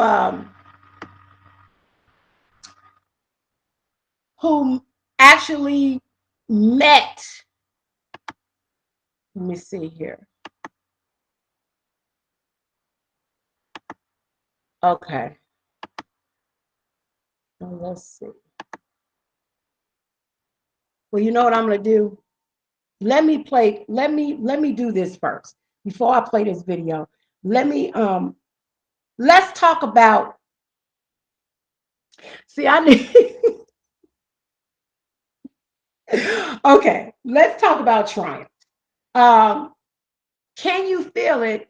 And you can go on my YouTube, and you can see an interview I did with Ollie Brown and Stephanie Sproul, who worked on the Triumph album. They worked on the Triumph album. Stephanie has the Triumph album, the Can You Feel It, on her wall. If you go look at my 40th anniversary of Triumph, you'll see that in the interview. Stephanie said Michael called her at 3 a.m. So I think it'll be interesting, to show him calling people in the middle of the night for her to get the choir to come in. Stephanie Sproul is some background for everybody. She's that real soulful voice you hear, on Dolly Parton's 9 to 5, working 9 to 5. Stephanie's Donna Summer. She's done it. I mean, everybody in the business knows Stephanie Sproul. And I think it would be great, to show that dynamic as well. Okay, so let's talk about this. The Thriller album cover. The Thriller album cover is very significant. And the reason the Thriller album cover is very significant is that you need to talk to Dick Zimmerman. Dick Zimmerman was the guy who took the picture of the Thriller album cover. The reason why that story is so significant is because when Michael came in to do the photo shoot for the album cover, he didn't like none of the clothes that they had for him. And so Dick said, well, Michael, what is it that you want? And so Michael looked at Dick Zimmerman and said, well, I like your suit. So Dick Zimmerman took his suit off and put it on Michael, and that's the suit that's on the Thriller album. You can call Dick Zimmerman. He will verify this. He will tell you this story. That is so important. Okay, so I want to play this video. Okay, this is a video actually of Tito talking about Michael's love for women. And there are several women out there. In fact, he liked plus size girls too. His son can even tell you that. Well, obviously, Debbie Rowe was kind of chubby, but Michael saw women as a work of art, as something beautiful, something tender, something sweet. His perspective on women was different than others' perspective on women as a man. Women were like flowers and something delicate and something beautiful to him. And, if a woman was, curvy or what. He always was complimenting, women on how they looked. And yeah, he you see him on video calling them fishes and all that kind of stuff. He was being facetious, but also a significant point with Dick Zimmerman and the whole Thriller thing is that's where he met Karen Faye. So Karen Faye was a makeup artist for Dick Zimmerman, and Dick Zimmerman told me, he said, Michael stole Karen from me. I said, well, honey, he need to give her back because she's terrible. And I'm sorry. I mean, listen, I can put my personal differences aside, okay, when it comes to business. I don't like Karen Faye because I reached out to her to try to book her for a seminar, and she never responded, but she's on Twitter, answering stupid ass questions. And that's what pissed me off. She rather had dealt with foolery and fuckery than something serious that was going to get her paid, So, she runs her mouth. She talks too damn much, and I know some family members who've gotten into it with her. But anyway, she is significant and she should be in this film because she was with him for many years. She did a lot of fucked up makeup jobs with him. I don't know what he was thinking. Now, Kabuki, did a very good job on Michael's face. And whoever the people who did the makeup for the Ebony magazine shoot, that was good too. Okay. So, I don't know what Michael was thinking dealing with Karen, and then his hair and all this, that's just a whole nother story. We could deal with that.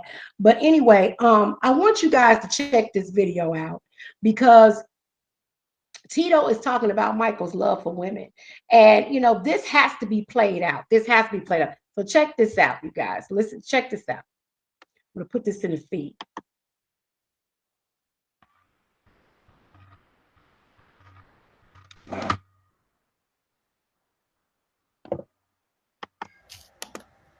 But I just feel that Michael Jackson has records. He has shown who he is. He has done what he's done to be who he is. And they have to do that. Okay, to be Michael Jackson. This is my last, well, two more Michael questions. Was Mike a ladies' man? Oh, are you kidding me? I used to tell people when they used to say things, he's gay or whatever. I say, no, he ain't. Leave your wife or your girl with him for the day and you'll find out. Oh, wow. Oh, wow. He was squeezing under the bed early. Remember? He put his hands on the bed, over the bed early. He was squeezing. Sway? Yeah, I know. I'm just, I like to get it from, the family member. Yeah, okay. Because Tito probably they could have went on double dates. No, you were married, so that never happened. No. All right, so Mike was a ladies' man. I just remember watching that documentary, the last one. What was it called? This is it. And I remember Mike joking about, give me two of them, I can handle it on one of those dance scenes. And I went, Mike must have been a ladies' man. He was. Yeah. He was. Yeah. Yeah, he loved ladies. Remember, he had Lisa Marie, then he had his other ladies, But he was one of those type of entertainers that likes to keep his private life private and his show business life is show business life. Entertainers that likes to keep his private life private and his show business life is show business life.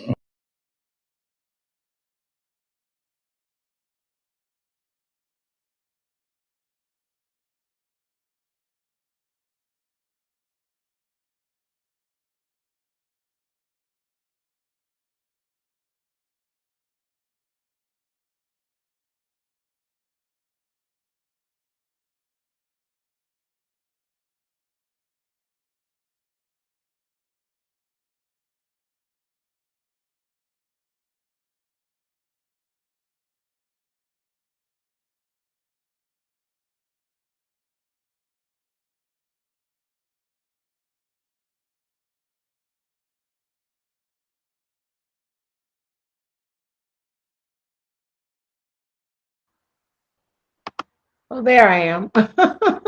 Okay, I had to get back here. I was like, wait a minute. Okay. So as you can see, Tito, spilled the beans. And let me say this about the brothers or whatever. His brothers, they knew him and they knew certain things about him, but you never really know a person all the time anyway. They may not have known everything, but I think it was very important to show that, we need to see him being a man. We need to see him being intimate. That whole jumping in the going skinny dipping is gonna be awesome. But I want to Michael often dressed up in a lot of these costumes. And I think it's important that we show that as well. I got a few stories, but I have to share. I have to, Prince and Paris, y'all go just turn the camera off. Turn the video off. Okay, because I need to show this. Look, Michael would perform in concert and he would get excited. Okay. I'm gonna roll a video so y'all could just see for y'allself.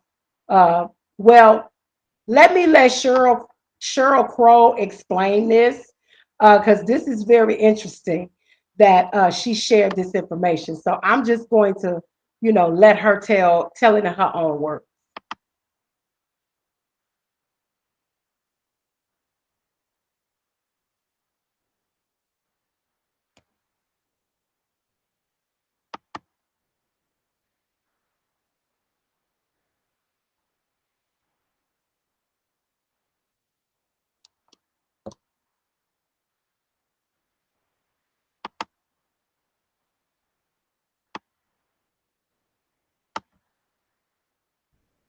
Okay, I think we're having some technical difficulties here.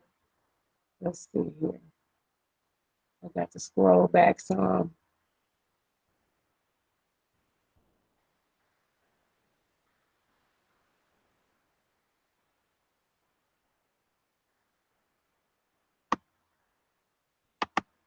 Ill, and he just thought was the funniest thing that he'd ever. He wouldn't let the ride stop, and by the end of it, I was just absolutely ill. And he just thought was the funniest thing that, by the end of it, I was just absolutely ill. And he just thought was the funniest thing that he'd ever seen.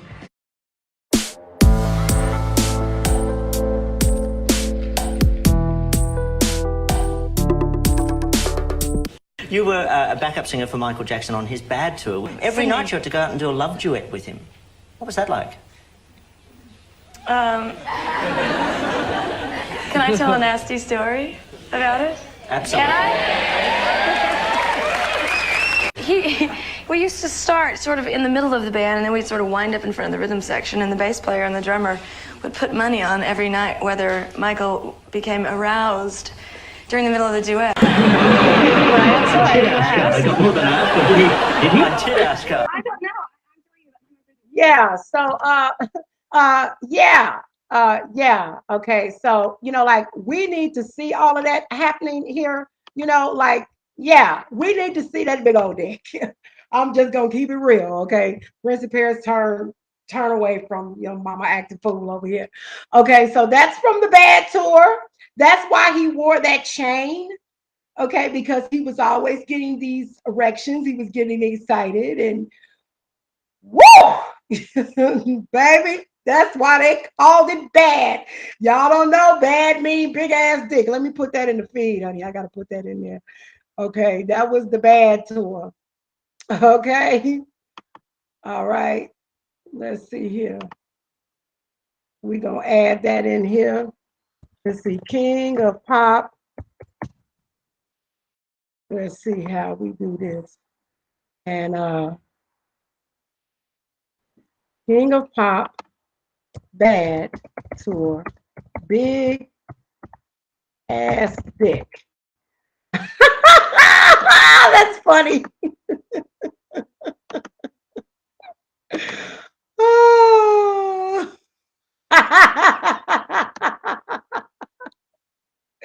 Listen, you got to talk about this.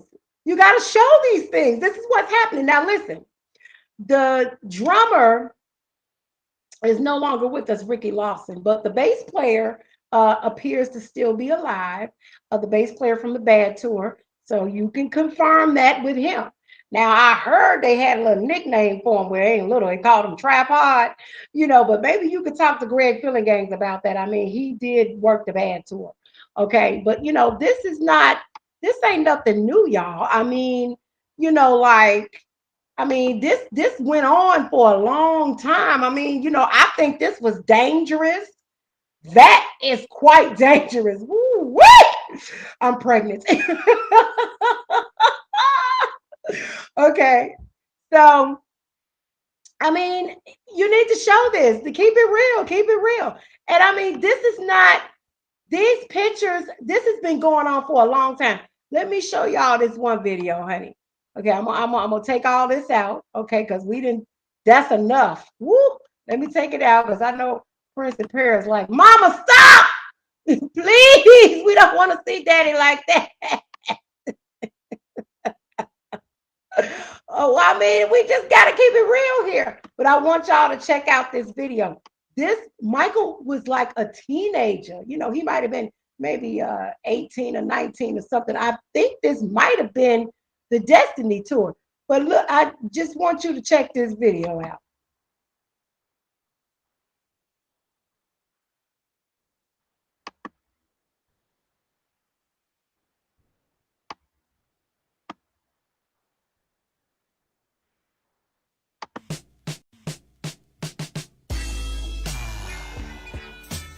This is one of them songs we kick back and smoke a joint to and get real fucked up.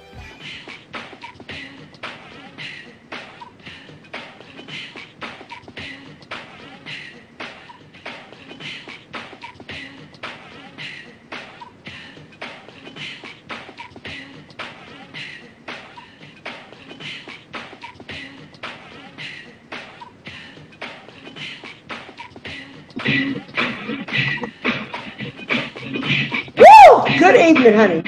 Okay, so like, I mean, and that one of my DJs, DJ Zoe Thorne is on watching. She's like,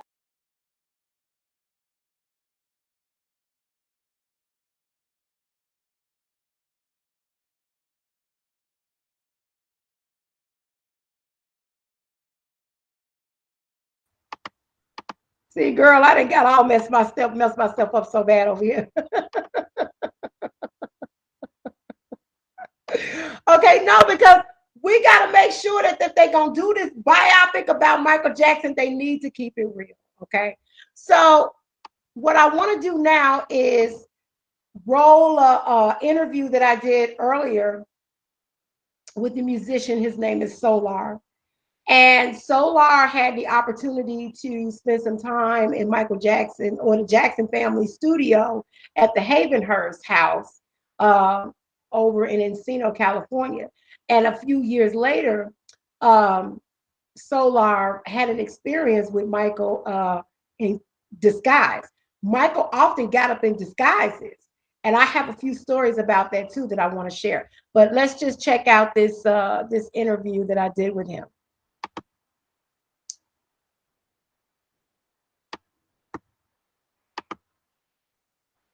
Okay. All right, go ahead, Slat.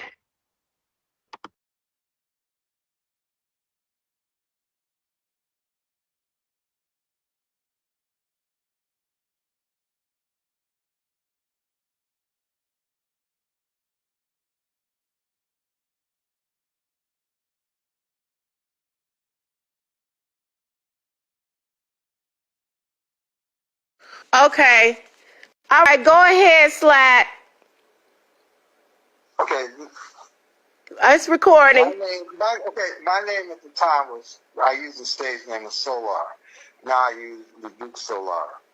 Anyway, I had went as Solar, a friend of mine was a bass player named Sly, used to hang out around with Johnny Jackson. So I went with him a couple of times, and we jammed around, we played a little bit.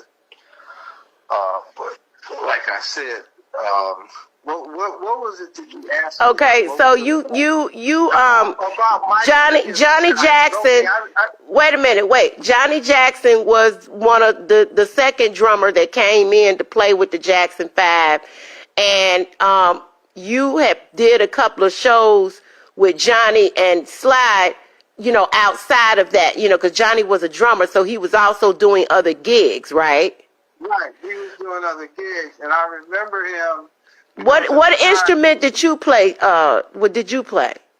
I was a guitar player. Okay, you was guitar player. So how did you end up going with Johnny to Havenhurst? No, we just went. Me, him, and Sly were hanging out, and he just took us there one day. And it was when they were living in the valley, I think. I forget what, Encino. Yeah. And Michael was starting to put animals in there, and they had a studio in there, I guess. Right. And But when you went in there, you didn't see Michael at the time. You was just with Johnny and the bass player. Yeah, it was just Johnny and him, and Michael popped in for a minute. What's the bass player's name again? Who? What was the bass player's? Sly. His name was Sly. Is that SLY? Yeah, just like Sly Stone. Okay. His name was Sly. Okay. His name was Sly. So who all was at the house when you went over there that you saw other than Johnny? It was Johnny. It was some little girl running around there. At the time, I didn't know who she was. Michael came in and out for a minute, and then there were just a couple of engineers because we went in the studio, but we didn't record anything. What do you remember? What year this was? No, man, it was a while ago. But I'm 69 do you think the little girl was Janet or she was younger? It couldn't have been her. It might have been Janet at the time because I remember. I don't see. That's the thing. It's kind of fuzzy because it was so long ago. It might have been Janet or it might have been a relative. I don't know who it was. I wasn't even. So y'all was just in the studio with a couple of engineers. So it was you, Sly, and Johnny Jackson in the studio. Johnny Jackson and a couple of engineers because he was apparently doing something, and I wasn't paying any attention. I was enamored at the board and all the stuff I saw. I was too busy looking at all of that and the mics and stuff to pay too much attention to what he was talking about with the engineers. But anyway, we did that. So anyway, later on in life, I got married, and I took my wife and her sister to Universal Studios. And they had this ride that was like fire and stuff, and you went in and everything, and there was a scaffolding up there. And, we were having a good time, man. It was like the ride was real good. Wife was screaming, sister-in-law was screaming. I was like sitting there screaming. We were having a good time. So when we got off the ride, we were getting off the ride, all of a sudden this door pops open. And this guy comes out, and he looks kind of old and kind of young. But after looking at him for a minute or two, I realized that he was like in makeup. He had this pancake crap makeup on that they used to wear. Anyway, and he started talking, and he started saying that, wow, we look really happy up there, and looked like we were having a good time. And then he said, how you doing, Solar? Well, it kind of like went over my head for a minute, and then I was saying to myself while he was still talking, how the hell you know that my name is Solar? And I was looking at my wife. I was just about to say something, and my wife's eyes got real big, and her mouth opened like, wow, like, wow. And all of a sudden, he's turned and he said, well, it was nice talking to you guys. I'll see you later. And he slipped back to that door.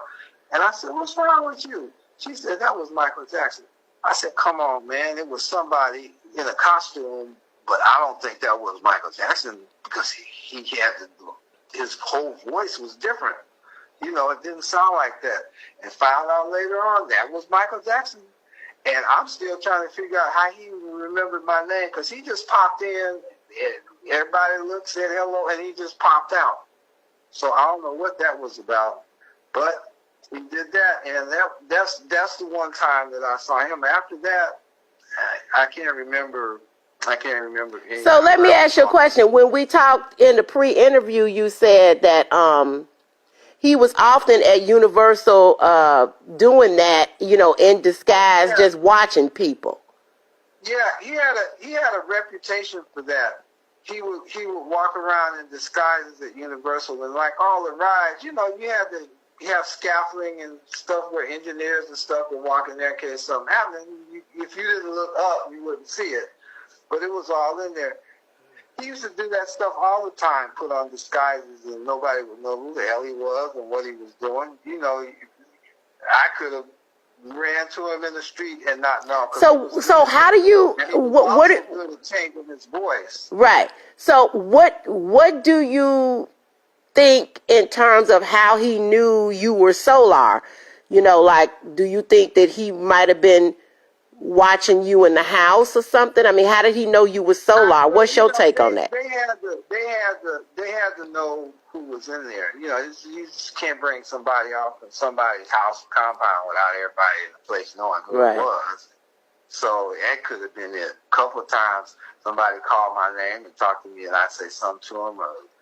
He introduced us to the engineers. It's a slide. It's a Solar. So who knows how he do it, Michael? I mean, if somebody. So what you're speculating, Solar, is that when you were in the studio at Havenhurst with the engineers and Johnny Jackson, Johnny was introducing you and the bass player, to the engineers. So they probably heard your name a few times, and they probably had cameras and stuff in there, so you might have been watched. So that's how he knew. Well, if I was being watched, that's cool too. I'd like to see some old flicks of me when I was younger. Right.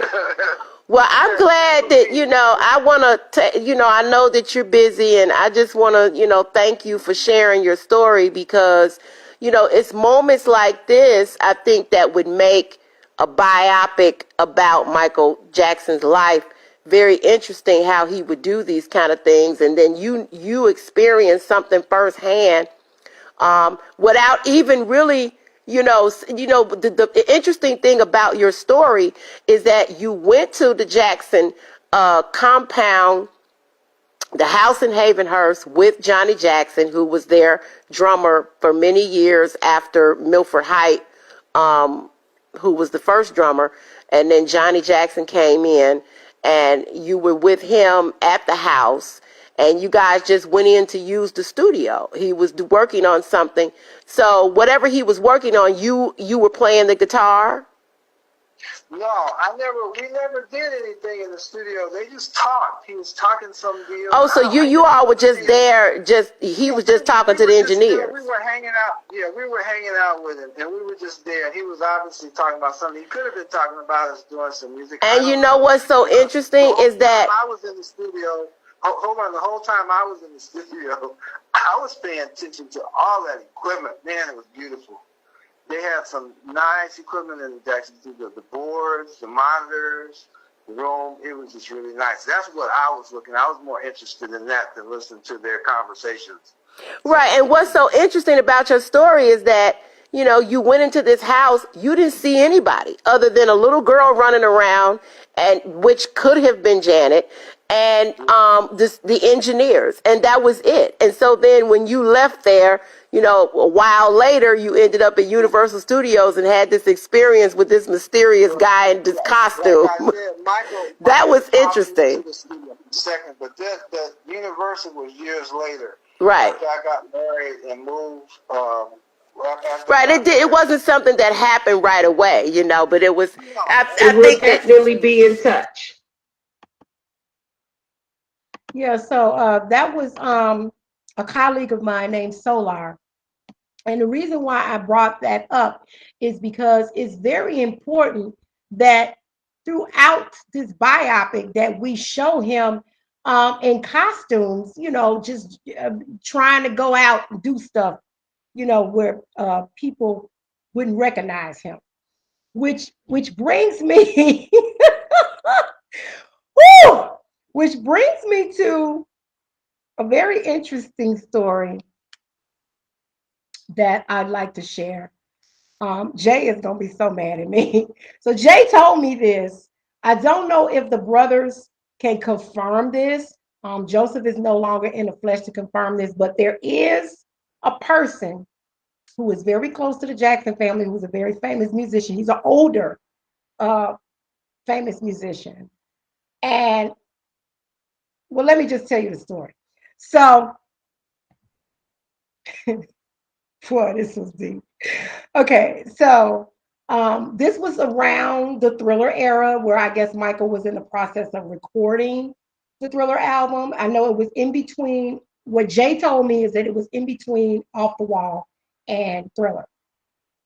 So, and it could have been Triumph. I don't know, because he was always in and out of the studio, during times of his life. So There was a session set up for him to come to the studio. He was holding everybody up. Nobody knew where he was. They were looking for him. Joe called Catherine. Have you seen Michael? No, I haven't seen him. I don't know where he is. And so they just couldn't find him. He was just mysteriously disappeared. So Joseph happened to come home and he walked in the room. I cannot. Oh, he walks in the room and Michael is being wrapped up in white tape like a mummy. And there's a girl wrapping him up in tape dressed like Snow White. And she was wrapping him up in the tape, and the only thing that was hanging out was his dick. Michael was playing Snow White and the Mummy. So Joseph just closed the door. This is what Jay said. And so, I don't know what happened after that, but I do know Jay told me the conversation him and Joe had. He said, I don't understand him. Like, what is this? Why is he doing this kind of stuff? And so Jay had to explain, because remember, I talked about Jay and earlier. Michael liked characters and he liked to play dress up and he was living out his fantasies. And so, Joe was like, but Snow White and the Mummy have nothing to do with each other. They never even met, you know. And so, which is true. But Jay said, look, Michael would mix up the characters in his mind. That's, he would mix all these characters up. And he said, I'll just hope, Joe was concerned that it would get out in the media, that now, I don't know if you guys want to show something like that, in this movie, but I mean, you need to, you talk to the brothers, maybe they heard about it. I can tell you off camera, a musician who was very close, I called him. When Jay told me that, I called him. I said, and I told him the whole story. He said, yeah, Joe told me about that. He said, I heard about it. He said, I had not heard anything that freaky, except for the stories I heard from Little Richard. So this person confirmed that, Joe, had told him that. So if you want to talk with him, you can. I mean, I'm just throwing stuff out there. I mean, that's outrageous. That's like really outrageous. But it speaks volumes to him dressing up. We talked about that earlier, him dressing up in different characters. There's also another story of him dressing up like Elvis and going to an Elvis convention and meeting some girl, getting some girl. And I don't know if he met the girl there, but, I don't know if it had been set up prior or whatever the situation was. But, he dressed up as Elvis and went to an Elvis convention and fucked the girl as Elvis. And to me, it sounds like some shit he would do. If you really know him, I mean, it's like he can live out all his fantasies or his sexual fantasies with these girls in these different costumes. I mean, that's fun. That's exciting. That's freaky. That's like, yeah. If you got the means to do that, hell yeah, do that shit, Mike. That's a good deal. So, okay, but like I said, these are stories. And, however y'all want to, I mean, what's important to me is that this movie is real. If you're going to tell his story, you need to put everything in there, the good, the bad, the ugly, the freaky, whatever, but show him as a man, loving women, spending time with women. Okay. And that's what's important. Now, there's another friend of his who told me about this plus size girl that he used to be with all the time. Her name is Caroline. And Caroline looks like a plus size version of Mariah Carey. I don't know. Okay, that's what I was told. But Prince in Paris's mother, Debbie Rose, a little chunky, and he could have picked anybody to be a surrogate mother or have kids for him. You know, he picked her because they were friends and he trusted her. Michael never cared about size and looks and all that kind of stuff.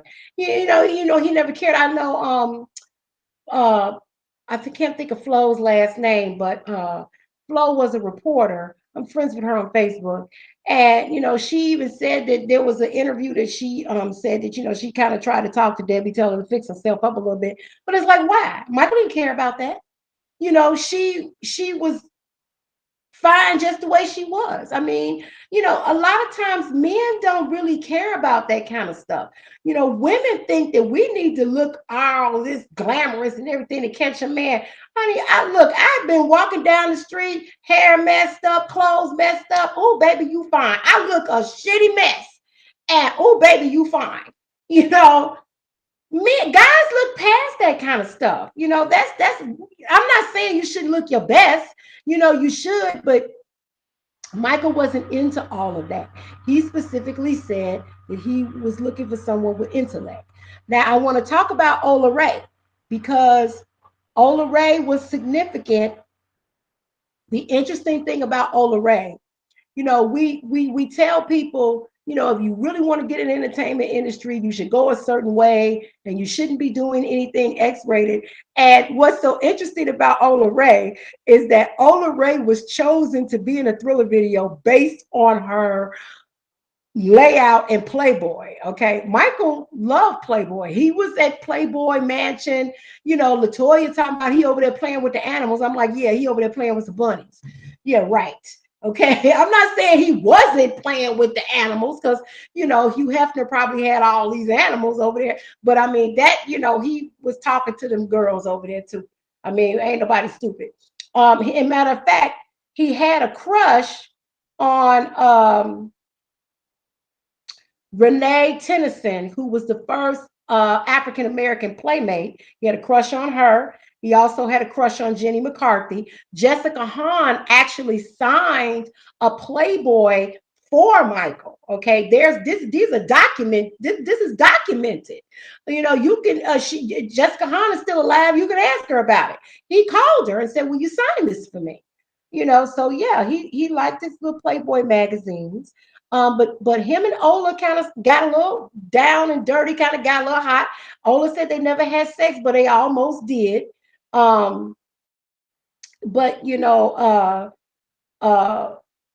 Michael told Ola that his mother would not approve of her because she was naked in a magazine. Miss Katie, she didn't like all that stuff. She didn't like when Michael grabbed his crotch. Even the song "Don't Stop Till You Get Enough," she got on him about that because she felt like it was sexual or something, and he was like, "No, mother, it's not sexual, anything like that. It's it's about dancing and having a good time and just continuing to do things." And of course he lying because he knew what it was about. Michael, he lied. I mean, he lied a lot. Another thing you guys should do: go on YouTube and listen to the Glenda tapes. There's like 15. I don't know. I heard the estate took some of them down, but Glenda was a friend of her and her husband, and the story I got, I don't know how true it is, but Glenda's husband thought that Michael was having an affair with his wife, and he hired somebody to record their conversations and come to find out they were just talking. And so Michael talks about everything. He talks about how in love he was with Diana Ross. That he was what happened between him and Tatum O'Neal, and those tapes are actually kind of misleading because some people in the Michael Jackson community was led to believe that Michael was still a virgin or something because he was talking to Glenda about a specific situation where he wouldn't have sex with this girl. He said he didn't want to have sex with her. He wanted to wait till he got married. Well, I mean, listen, a lot of us have gone through bouts of spaces in our life where we want to be celibate. It's like, what? I just want to chill. Maybe I'll take a year or two, and not have sex or whatever. We don't know what was going on. I'm telling you right now, this was an African-American man, black man from Gary, Indiana, with a dick down to his knees. He was not a fucking virgin, okay? You know, according to reliable sources, he lost his virginity at 19. He had been fucking ever since. Now, I'm not saying he was fucking every single day, you know, but I'm saying because, you know, you busy, you ain't got time for that shit. Okay. But if you go listen, look at some of Frank DeLeo's videos, you know, and he talked about some actress from some movie set that jumped Michael's bones or whatever. And I'm trying to figure out who that was. I don't know, you know, if it was Jane Fonda, you know, because Jane Fonda went skinny dipping with him. But I tell you this much, Michael looked real chummy with Sophia Loren. Okay. Now, Sophia Loren had been married all these years, but, you know, when she met her husband, you know, he was married to somebody else. And if you go look up the story of Sophia Loren, and then Sophia Loren was messing around, she had an affair with Cary Grant. Honey, these people in Hollywood, you know, they just all fucking each other. It's just the big old orgy. So, you know, he looked, I mean, if you look at the pictures of Michael Jackson and Sophia Loren, that looked like he was dicking her down. I mean, I don't know. You know, maybe Sophia tell you, but that's kind of scandalous. You know, he didn't seem like the kind of guy that would mess with a married woman, you know, but shit happens, you know, and it's been a few occasions where, you know, it's been married women, you know, and he been kind of real flirtatious with them, you know, and even Tito said, leave your wife or girlfriend with him for a day, you know, and I have a very close colleague of mine who told me that he went to Neverland with his wife, and his wife was real beautiful. He said Michael was checking out his wife, and he said, Mother Diva, I just knew if I had left my wife there with Michael, no, I would never. He told me I would never, under any circumstances, leave my wife with Michael Jackson. No. He said, He said, Another person you need to talk to is Eddie Griffin. Eddie Griffin got stories. Eddie Griffin would tell you, okay, you know, Michael was gangster. You know, you said some shit about Michael, he'd go buy the rights to your life, your music, and everything else. You know, another thing you guys need to show, Michael used to come to Chicago a lot. And he used to come up here and he would talk to John Johnson, who was the publisher and founder of Ebony and Jet magazine. He would come and get advice from him. And he asked him, he said, you know, I want to invest my money. What do you think I should do? He said, you should get into publishing. You know, you need to show these things. So let me see what else did I have on this list. Okay, so yes. Now there were escapades with David Guest, and he's no longer in the flesh. So maybe you can talk to Liza Minnelli. She might have overheard some stuff. There was a escapade of when David and Michael went to some art gallery talking about they looking for a John Hancock. It's hard to find, you know, all the little nasty sex jokes. And then one time, Michael got drunk off of some grape wine. He said he loved grapes. And so he got drunk and was throwing all up, acting a fool. And he told David, he said, I'm going to tell Joseph you corrupted me, you know. And there was a time where they went to the gas station and David made Michael pump the gas. I think all of that would be interesting to show. Also, too, they were in a restaurant. This was so funny. David and Michael went to this restaurant, and I think David was dressed like a sheik. And he was talking in this like foreign accent. And so Michael was, you know, making fun of him. And the waitress got mad and smacked both of them. You know, I thought that was real interesting. And, you know, Michael left her a $200 tip. And so when they left the restaurant, she runs out and he's leaning up against this candy apple red car. I think this was after Off the Wall. And so she said, you know, you boys are probably in college. I can't take this money. She didn't know who he was, you know. And so I thought that was a really interesting story. Okay, so let's talk about the glove. Okay, the glove is very important. The glove, now there are other stories about gloves, okay, but I do know this, and unfortunately she's out of the flesh, but you can find the video because she was interviewed at Michael's memorial service. Cicely Tyson, she talked about when Michael first started wearing a glove. Michael started getting the vitiligo on his hand. Okay, that would be important to show that he's getting vitiligo on his hand. Bill Whitten was the person who made the glove. Stella Ruta was the lady who sold the stones. They were Swarovski crystals, Loch Rosen. They were a specific stone that was his gloves and socks that were made by Bill Whitten. Now there was some other designers who, they talked about out there. You can look into that if you want to, and that's a good thing too. But okay, so now uh, the reason why he, wore the socks is because he wanted people to pay attention to his footwork. You can get into that. Let's talk about his favorite foods. Okay, so Star told me that Michael liked Mountain Dew. He hated Pepsi. He completely hated Pepsi. And I do understand that you may have to get into the whole Pepsi burn thing because that was the start of his drug addiction to painkillers. Okay. But he hated Pepsi. He actually liked Coca-Cola. Okay. He liked banana cream pie. He loved grits. He loved grits. Another person that you need to have a conversation with is Dr. Shirley Lee, who she's my doctor, but she also was his personal nurse.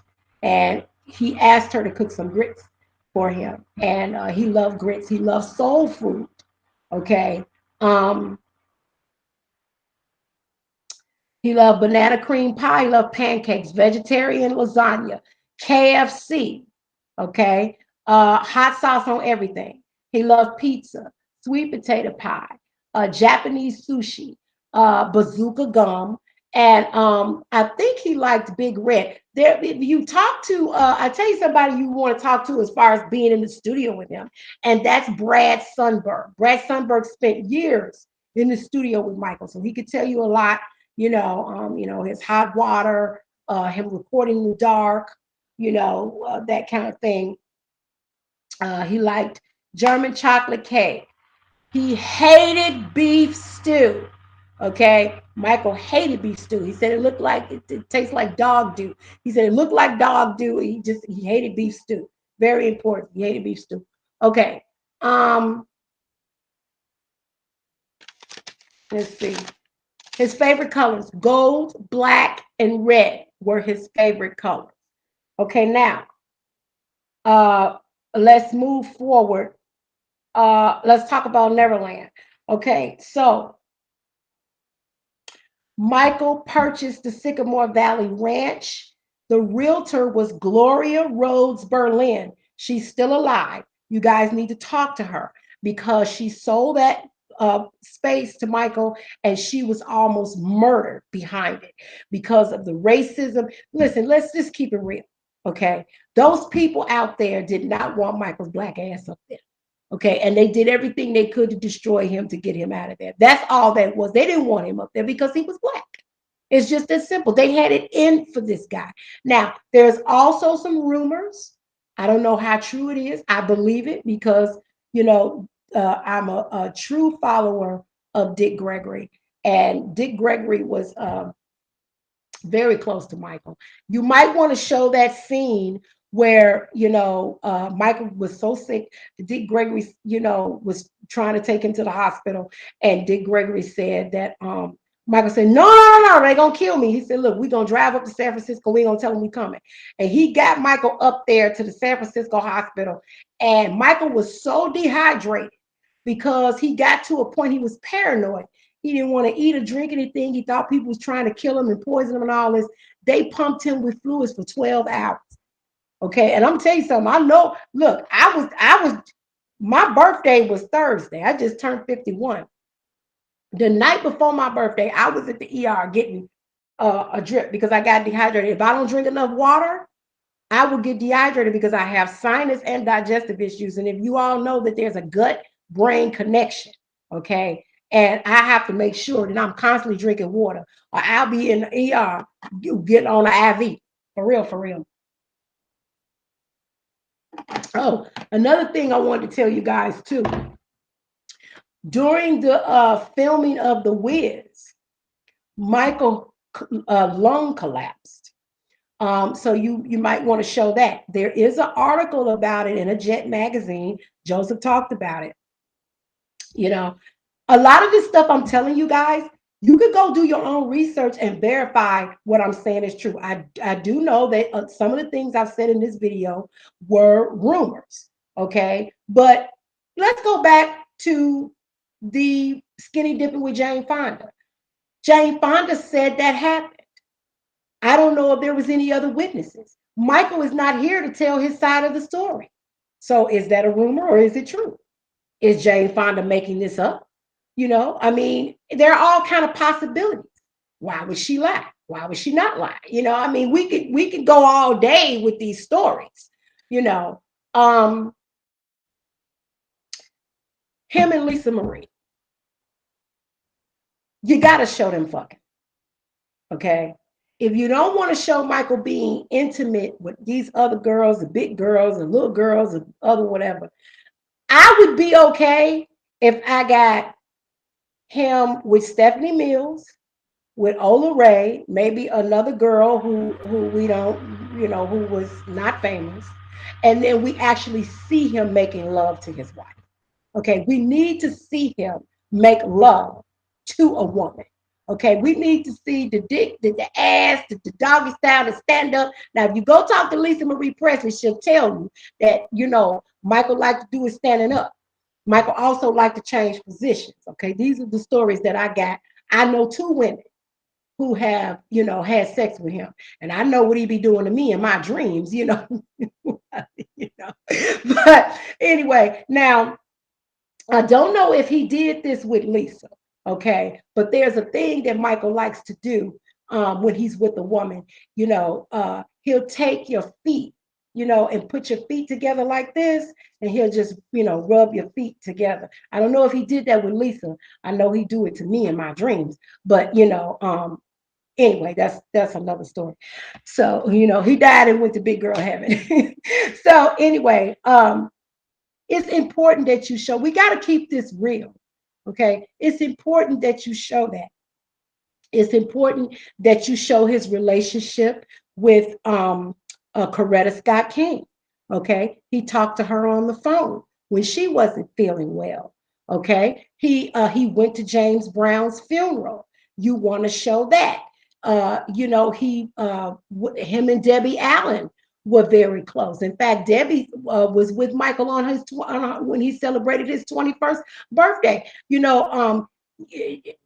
Michael wanted to train with Debbie, and Debbie said, "You don't need me to train you, honey. You're fine." Okay.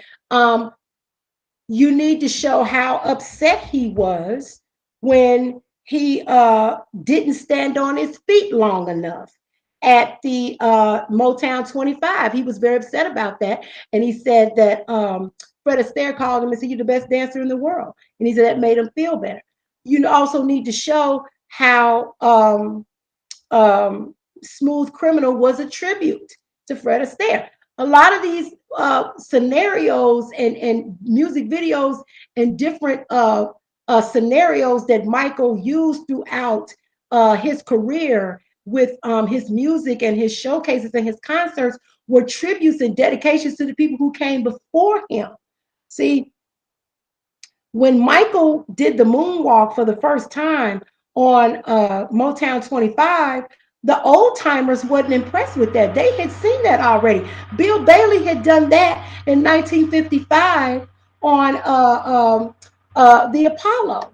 Okay, but what it did do was he brought it to the forefront. Okay, now some other people that you need to reach out to. It is very important that Boogaloo Shrimp Chambers, okay, Michael Boogaloo Shrimp Chambers, he needs to have a part in this movie. Let me see if I could go here and get his video and put this video in here because he taught Michael the side slides. It's called liquid motion. He taught him the circular motion and the side slides. Michael Chang, yeah, here it is. Here's this video. I'm gonna try to load this video so you guys can see this. I want you to see, and I'm gonna tell you something. Can't nobody slide like Michael Boogaloo Shrimp Chambers, not even Michael. Okay. Let me tell you something. Michael was he was sliding in some penny loafers on a smooth surface. Honey, a shrimp was sliding in some Converse on concrete. Okay. You know, this guy here, and he could tell you his story about how, you know, him and Michael met. And here, I'm just going to play this video so you can see. This is Michael Boogaloo Shrimp Chambers. He was Turbo in the movie Breaking and Breaking 2. And when Michael did the Bad album, that whole image he had was actually dedicated to the breakdancers. And if you go look at the Leave Me Alone video, I'll try to cut a little piece of it in here. He has Turbo written in that video as a tribute to him. Okay, so it's little details like that, but I want you to check this out.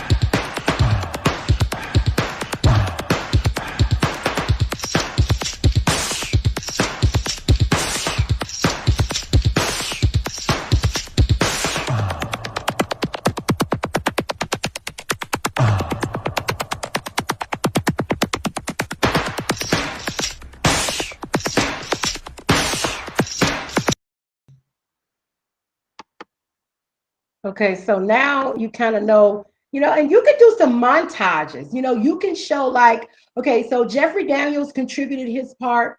You know, Boogaloo Shrimp taught him what is called liquid motion, which is the side slides, the circular, you know, when he was going around in the circle and all of that. Now, Shabba-Doo also worked with Michael on Ghost. Okay, but Shabba-Doo, my heart was so broken. Unfortunately, he passed away. I did a whole tribute to him because he's from Chicago. He was original Soul Train dancer. And as a matter of fact, Fawn Keonis, who was Shabba-Doo's sister, you know, she talked about how she would always try to hide from the Jacksons because they were always flirting with her and her girlfriends, and you know, over at Soul Train, you know, and they were all. She said Michael Olive was always looking for her because they loved the way she danced. Also, Demita Joe.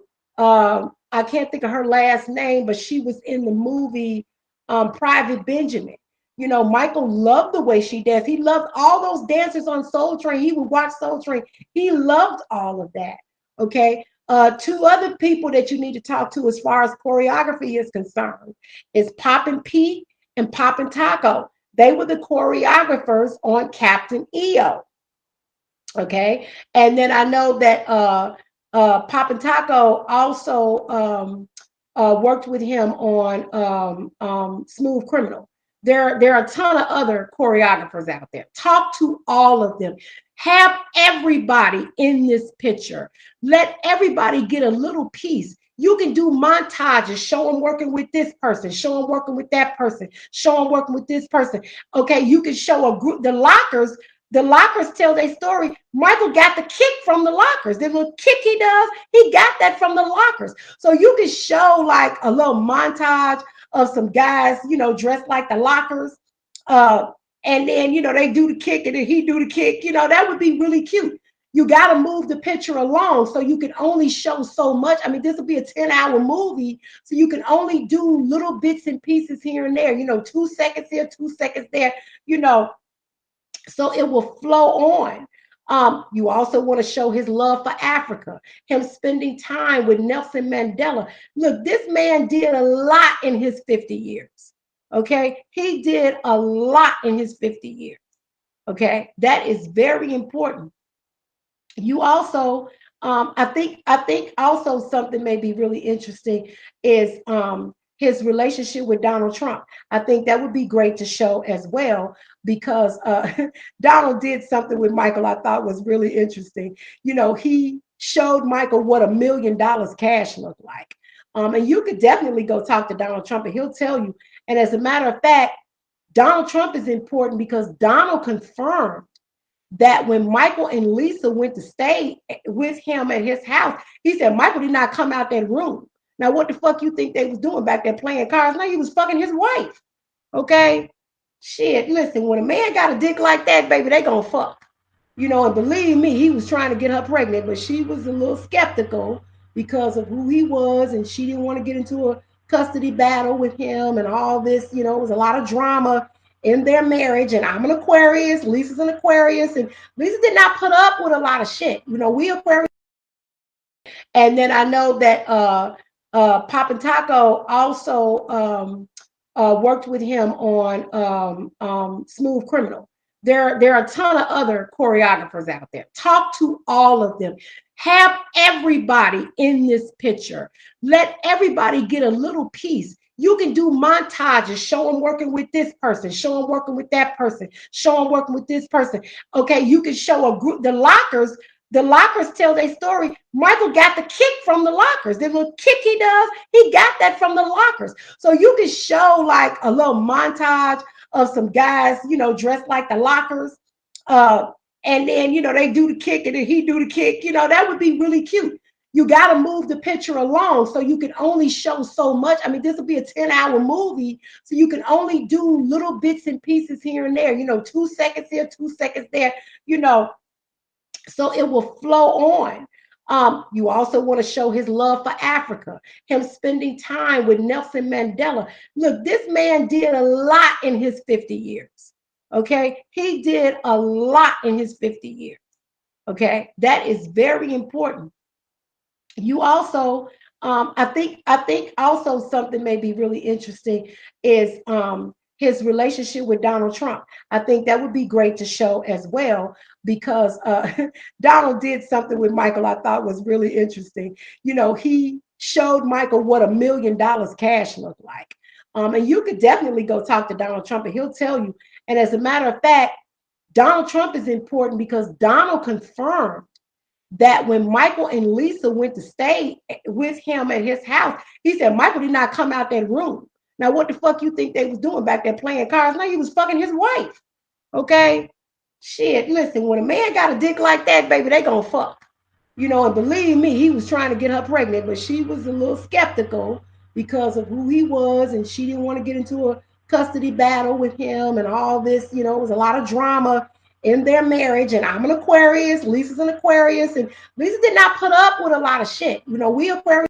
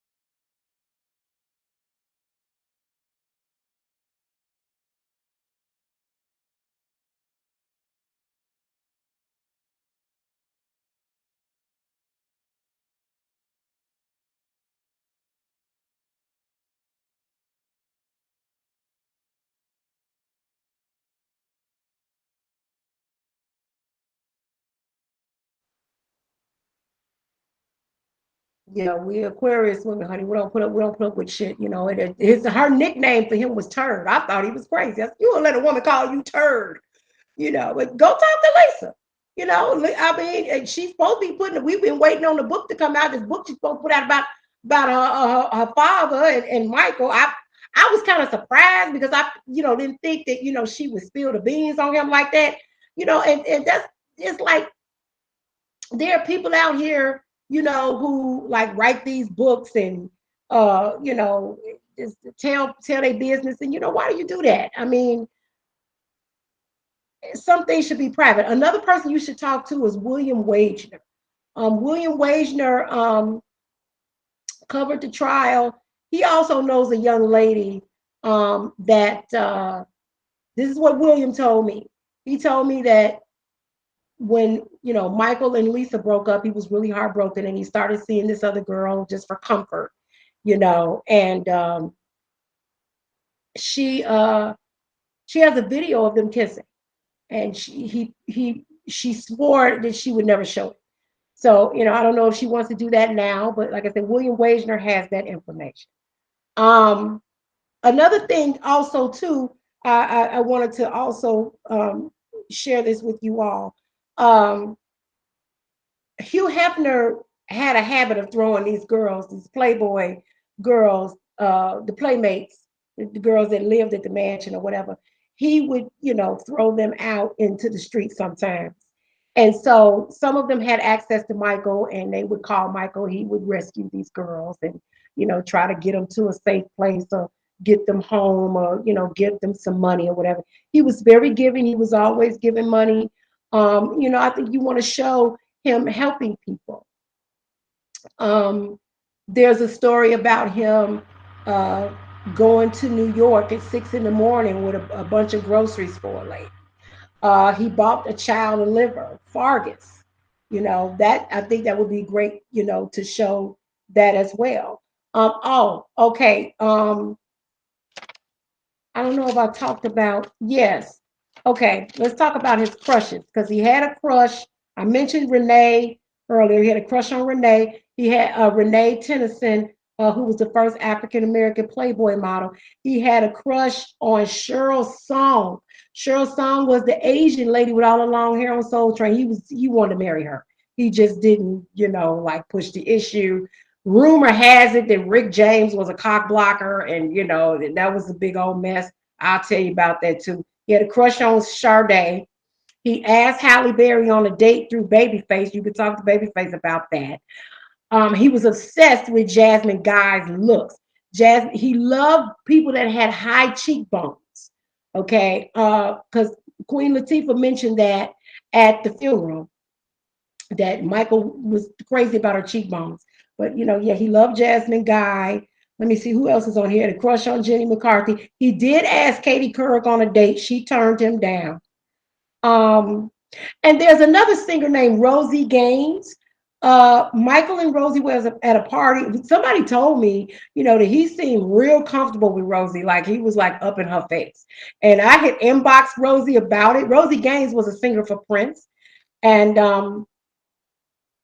she never responded. I said, "Oh, you and Michael was all cozy, all hugged up at the club or something," and she never responded. So I don't know. You can also, if you want to show him writing some songs for Diana Ross, Muscles and all that. Now let's talk about cast. Okay. I think Kelly Rowland would be a good Diana Ross in her younger years when they first came out, when she first introduced them. I think that would be good. And then if Holly Robinson Pete, who played Diana in American Dream, she could play older Diana because she's older now. I think that would be an interesting take to look at too. And also Latoya told some stories. She told a story about how she played a trick on Michael and pretended like she was a movie director secretary that called on the phone and had Michael all out in the street looking for the man. And the man never showed up. And she went out there and told him, she had played a trick on him. And Michael picked up the water hose and watered up her whole suede suit. And she went screaming for her mama, So it's little stories like that. She said Michael was going crazy talking about clean the house. He was all nervous and, acting all funny and stuff. So, I think it's stories like that. Also, this story is really, really funny. We talked about, well, let me just say this because I don't want to give it away. So Jermaine's kids, and you can verify this with the kids and Jermaine. Jermaine's kids was outside playing one day, and there was this old white man sitting on the bench. And so he looks at him and says, "Hey, what you two little niggers doing out here playing around?" And so, they were offended and just appalled. And so they run in the house. And they're like, "Dad, it's some old white man on outside. They called us a bunch of niggers." And Jermaine said, "That's your Uncle Michael in disguise." I think that would be really funny to show, So I think I've covered a lot. I didn't really get into, the allegations. But let me say this. Geraldine Hughes worked for the attorney for the first set of allegations, Jordy Chandler. You need to talk to Geraldine Hughes. She wrote a book about it. It's called Redemption. She's trying to do her own film about it. And so she discovered that they were trying to set Michael up. She discovered that. So you might want to talk to her if you plan on doing anything with these allegations. Dr. Cherlin Lee, who was treating him before Dr. Murray came in, if you definitely need to talk to her. She refused to give Michael the propofol. She has stories. I've interviewed her. It's so many people. I mean, this John and Graham, I applaud your efforts, but this is a lot. Okay. And I made this video because it was important to me that if you're going to tell Michael Jackson's story, that it be authentic, that it be real, and all of the people that were a part of his life and a part of his success, they play a part in this. The most important thing to me is that you show this man being a man. Okay. He liked to drink Jack Daniels and Coca-Cola from time to time. His favorite wine was Kendall Jackson wine. Janice De Silva told me that. And from time to time, he did smoke weed. You can ask Lisa. He would take a couple of puffs off of her cigarettes from time to time. You could talk to her about that. So, don't whitewash this movie. That's all I'm saying. Don't whitewash this movie. You got to be real with it. You got to show the realness. And there's plenty of video footage, on YouTube. I mean, him and Karen Faye is in the limousine driving through Gary, and girls is running past, and they running, and they titties is bouncing up and down, and Michael like, "Oh, look at her titties." I mean, we need to see that. And let's talk about the crotch grabbing. Okay, so he told Oprah. Oprah asked him, about the whole, and I can't stand her. Okay, what she did was totally unacceptable. And I mean, that hurt me so bad. I don't even want to. Her real name is Orpah. Okay, I'm gonna tell you the truth about her. Her real name is Orpah. She changed it to Oprah. Okay, that's another story. But anyway, she asked him, why did he grab his crotch? And he come up with this story about, oh, it's power and dancing and all that. Now, I did a dick investigation on Michael, and I just want to let y'all know that what I discovered, I was watching one of his concerts, and this motherfucker was just kept grabbing and just grabbing. I said, wait a minute, this is ridiculous. Why does he keep grabbing his dick like this? I mean, this is every second. And so then I kind of slowed it down and rewound it and was moving it back and forth. And I said, oh, I see what the problem is. So let me explain why he kept grabbing his crotch. Okay, Michael was uncircumcised and he was sweating a lot. Okay, when he was moving and dancing and carrying on in his concerts. So because he's uncircumcised, his dick kept getting stuck to his thigh. so he'd have to grab it to move it out of the way. Now, he ain't gonna tell nobody that, but all you got to do is go look at some of the concert footages, and you could clearly see that it kept getting stuck, and he was kind of trying to play it off, because there was one time his pants came open. And you didn't see anything. We were hoping you could, but you couldn't, and he started laughing and zipped his pants up. And then there's that one time where the girl came on stage and she fell to her knees and she was squeezing and hugging him, and her cheek was just all up on that dick. I mean, that girl got a cheek full of dick, and I think he got kind of hard a little bit. I mean, it's a natural reaction for a man, you know what I'm saying? So anyway, I think I've given you all enough information. I'm a producer, I'm a writer, I'm a researcher. I would love to work on this project. I have the blessing of Paris. Paris definitely wants me to be a part of this, and that's her father. There was a lot of things that happened that Paris doesn't know about. Listen, there's a lot of stuff that I have shared in here. Some people know it, some people don't. I'm sure I'm gonna get a phone call from somebody, because somebody, they're gonna be like, well, who the fuck told you all this? How you know that? Yeah, that's true, that's true, that's true. Who you been talking to? So I'm waiting on the phone calls, because I know I'm gonna get some calls. But if I can think of anything else, I will let you guys know. I have all the paperwork, the documentation. You saw that in the other video. And I think that's about it right now, as far as all that goes. I think that's, yeah, I mean, the rest of it, I try to just give you some gems, and just try to give you some, inside gems on certain things. But y'all need to come on with it, because some of these people that you need to talk to, they got one foot in the grave. So you better come on, and try to get with some of these people. You need to come to Gary, you need to come to Chicago and meet up with some people. And hopefully we can connect. And hallelujah and good night. Now, he ain't gonna tell nobody that, but all you got to do is go look at some of the concert footages, and you could clearly see that it kept getting stuck, and he was kind of trying to play it off, because there was one time his pants came open, and you didn't see anything. We were hoping you could, but you couldn't, and he started laughing and zipped his pants up. And then there's that one time where the girl came on stage.